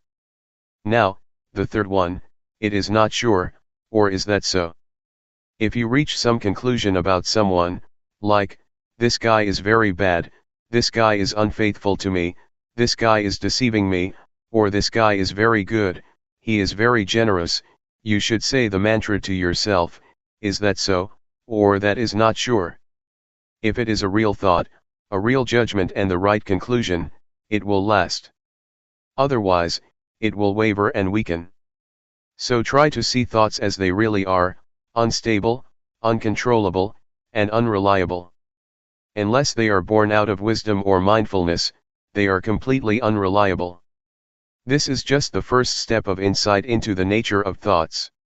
During the practice, you may reach this understanding, and later you will see the deeper characteristics of thoughts and emotions.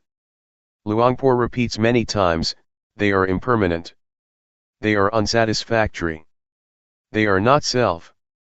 Even happiness, pleasant feelings, or the bliss from meditation, are ultimately unsatisfactory. After you have been absorbed by joy for a while, you will feel that it is not enough. You want more. If you attain the first absorption, in the first few days, you feel very happy. Later, you find that you want more. You want the second absorption. You want more and more, because your level of happiness has increased. You need more happiness to satisfy your new higher standards and expectations.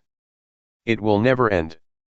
But if you are mindful enough, and do not fall into the trap of happiness or pleasant feelings, you will feel content. You will have contentment. You will know what self-contentment, modesty, and moderation mean. Moderation is possible only for those who have mindfulness. Otherwise, you just need more, and it will never end. This is about unsatisfactory. The last characteristic is selflessness or no self, which is very important. You may be able to understand this, when you see that the thoughts you have are not really yours. If you are mindful enough, you will see that this is not my thought, this is not my emotion. But without mindfulness, you tend to grasp it, taking it as your own. We are likely to take it to be me, to be mine. This is mine, this belongs to myself. This thought is my thought.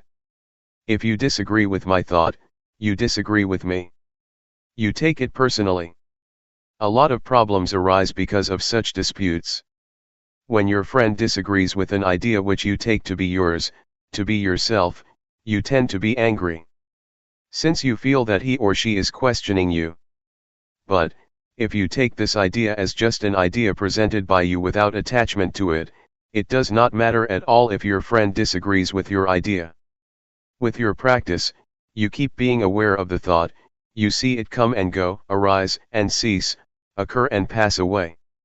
If you try to grasp or maintain beautiful feelings or pleasant emotions, they will resist your attempt. You will realize that they are uncontrollable and not yours. They cannot be yours. If you have this insight, you will understand why we cannot and should not believe our thoughts, because they just come and go, they have no self. This is what Luangpor tries to instruct you, but you do not need to rush or try to have such insight. If you repeatedly take notice of your thoughts, if you know them and are aware of them, the insight will come by itself. The nature or the characteristic of thoughts and emotions, or all mental states, will be apparent to you. That's why Luangpor says, the truth will reveal itself. Our job is to obtain or sustain awareness. So just stay aware and the process will lead you to the truth. That's all for this morning. July 12, 1997. Meditators for Friends. According to the Buddha, there are 4 very good friends who help each other and also are very helpful to us: mindfulness, sati, awareness, sampajanya, concentration, samadhi, and wisdom, panya. If you are skilled by our awareness, they just fade away. It is as if you come face to face with a burglar about to steal something from your house. You see him and he becomes frightened and disappears. Or, it is like a dog. Suppose we visit a friend's house, and his dog is barking and going to bite us. If we just call out the name of the dog, it will stop. This is how mindfulness and awareness work together, to keep you from being attacked or hurt by distracted thoughts. Yet, sometimes the burglar is very big and you are very small. You saw him face to face but he just knocked you down. So if the thoughts are very powerful and your mindfulness is still weak, it is not appropriate for your mindfulness to face such powerful thoughts. It is better for you to turn your back on these thoughts. Just ignore them. This will be helpful for beginners. That's why Luangpor suggests that in the beginning stage you just be aware of your body, and do not pay much attention to your thoughts. Ignore all thoughts, feelings, and emotions, and just pay attention to your body. In some situations, concentration may be necessary for us to handle powerful thoughts or emotions. Concentration, in this case, means fixing our mind on something that can turn our attention from distracted thoughts. Normally, object of concentration we prefer is that which is attractive to our mind. For example, if you get angry and want to get rid of the anger, you may find it easy to turn your mind or your attention from anger to music, toys, or whatever gives you pleasure. If you are attentive enough to the object that you have chosen to be attentive to, a few minutes or a few hours later, you will find that the anger has disappeared. Anger, like any emotion or thought, is like fire, it needs fuel. Normally, it is sustained because we ourselves keep adding fuel to the fire, so it keeps burning. If we turn our attention to something else, or do not put firewood into the fire will be extinguished because there is no wood to consume. Yet, in reality, we cannot depend on music or something external to us all the time, because anger can take place anytime, in the subway, or during a conversation. So we need to depend on ourselves, by choosing those we already have as objects for concentration. That is why the master suggests you use the breath or your body's movement as the object of meditation. When you feel disturbed by thoughts or emotions, you should just turn your mind back to the breath or your body's movement. Gradually, the thoughts or disturbing emotions just disappear. In the beginning, the breath or your body's movement is not powerful enough to attract your mind. It is less attractive than music, sports, etc. Yet, if you practice enough, your mind will become familiar with the breath or your body's movement, and it can be in harmony or as one with them easily. The fourth friend is wisdom. This has a lot of meaning. When you become distracted by your thoughts and do not know how to deal with them, you may try to bargain with them. You may say to yourself, "Okay, I will talk with you later," or "I will think this thought later, but not now." You negotiate with them. To bargain with the thoughts, saying, "After this retreat I will recall you again, but not now," is a technique you can use to reduce the thoughts. Normally, only the advanced practitioner can use wisdom to handle the thoughts, because it is a method that requires one to come face to face with one's thoughts and emotions. If your mindfulness is not powerful enough, your thoughts or emotions will just trap you, or trick you, persuading you to fall into them. In Thailand, masters have a practice of going into the forest alone. We call it tudong. It means to live as an ascetic in the forest or in the cemetery.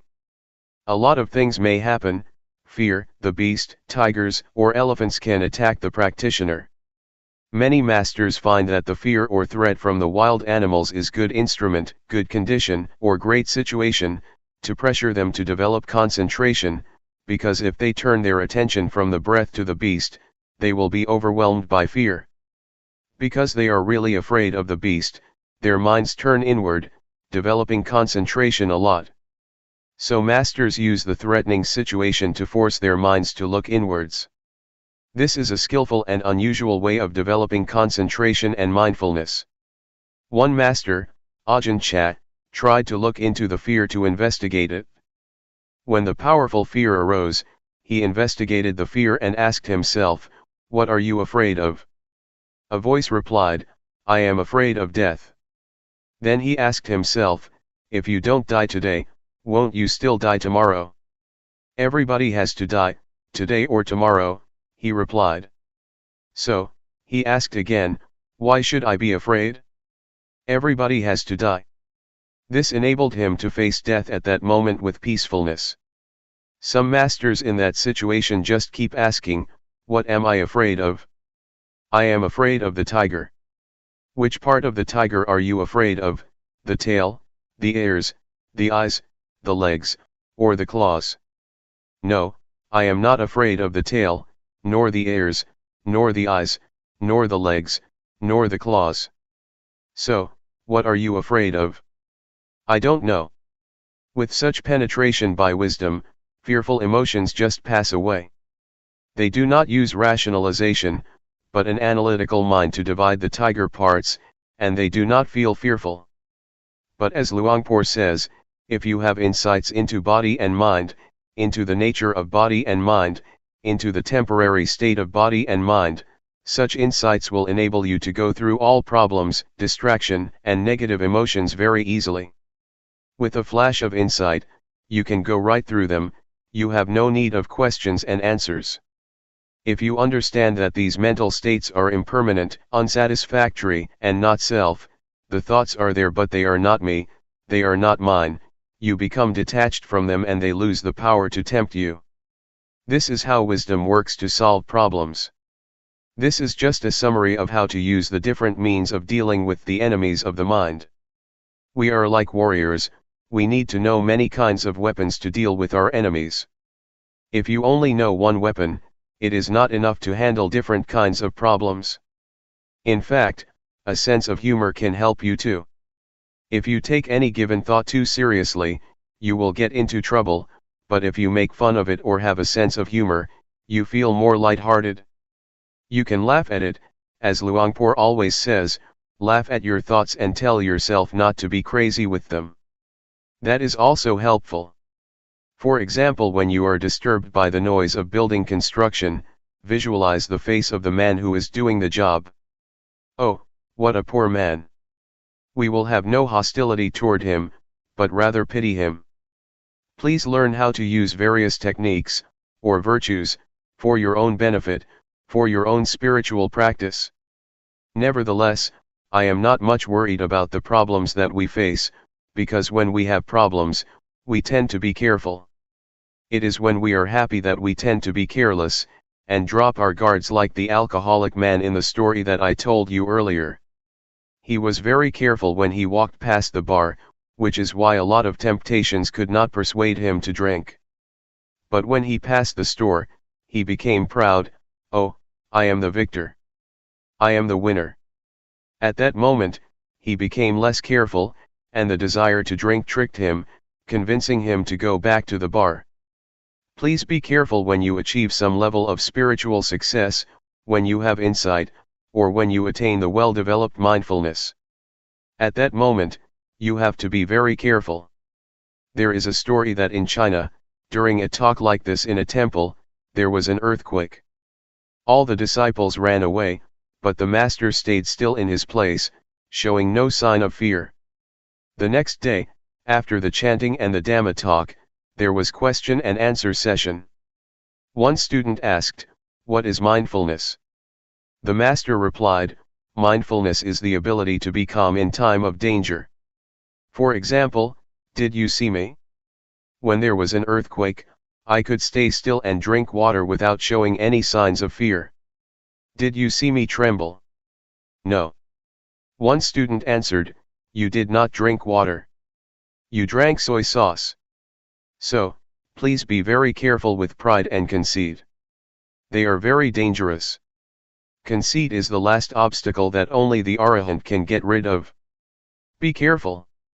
July 12, 1997. Meditation in action.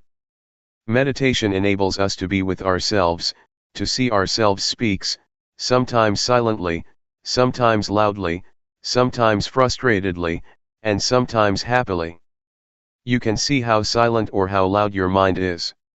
We need time to converse with ourselves, to see ourselves, because most of the time our attention is turned to our surroundings, to television, to books, to work, or to our families. We do not have much time to be with ourselves, despite the fact that we should be our best friends. The practice of meditation is the way to make yourself your own best friend, as much as it can be. There is another kind of friend, a bad friend, the friend who seems to agree with us all the time, who spoils us without ever resisting or disagreeing with us. This is not a good friend. A good friend is a friend that keeps reminding you of the proper way of living, who keeps reminding you not to be lost in yourself. Mindfulness works like that. It keeps calling your mind not to be spoiled, not to indulge in your thoughts, be they good thoughts or bad thoughts? Those who have mindfulness will be aware of this. You can observe for yourself how long you have already spoiled your mind. You let it be distracted all the time, you never try to call it back to its proper place. You just follow it, and support it. When your mind gets angry, you follow the anger. When your mind is frustrated, you let it dwell on its frustration. You never recall your mind. Sometimes you may try, but you never have enough strength to call it back. Hey, come back. You are indulging in anger. You are lost in anxiety or suffering. Come back. Now, with mindfulness, you will be able to be a good friend to yourself. You will be able to call your mind back to its proper place, to the present moment, to the present activity. We are not going to spoil our minds anymore. We will be able to turn our attention to the place where it can experience non-suffering, be beyond suffering. You may call it happiness, if you like. But if you have insight, you will know that happiness is also a kind of suffering. Suffering is like the head of the snake, happiness is like the tail of the snake. When you touch the tail of the snake, it does not bite you instantly, but later, the snake will turn around and bite you. That is why we should go beyond happiness and suffering, a state that can be achieved with mindfulness. Now, we are able to be our best friend, a noble friend, Galyanamitta. Galyanamitta means noble friend. It is like this with weeds too. Weeds are undesirable in some respects, but if you arrange them properly and skillfully, they can live peacefully with the flowers, and become part of a beautiful garden. Weeds are not useless all the time, in some situations they are very beneficial. They become herbs or decorative plants in the garden.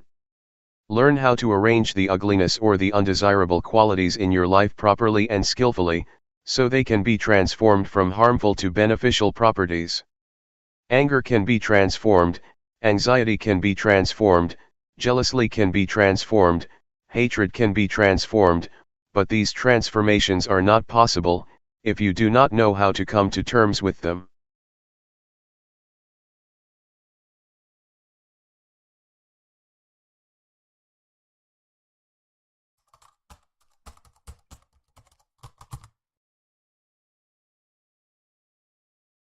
May all beings be at ease. Whatever living beings there may be, whether they are weak or strong, omitting none, the great or the mighty, medium, short or small, the seen and the unseen, those living near and far away, those born and to be born. May all beings be at ease.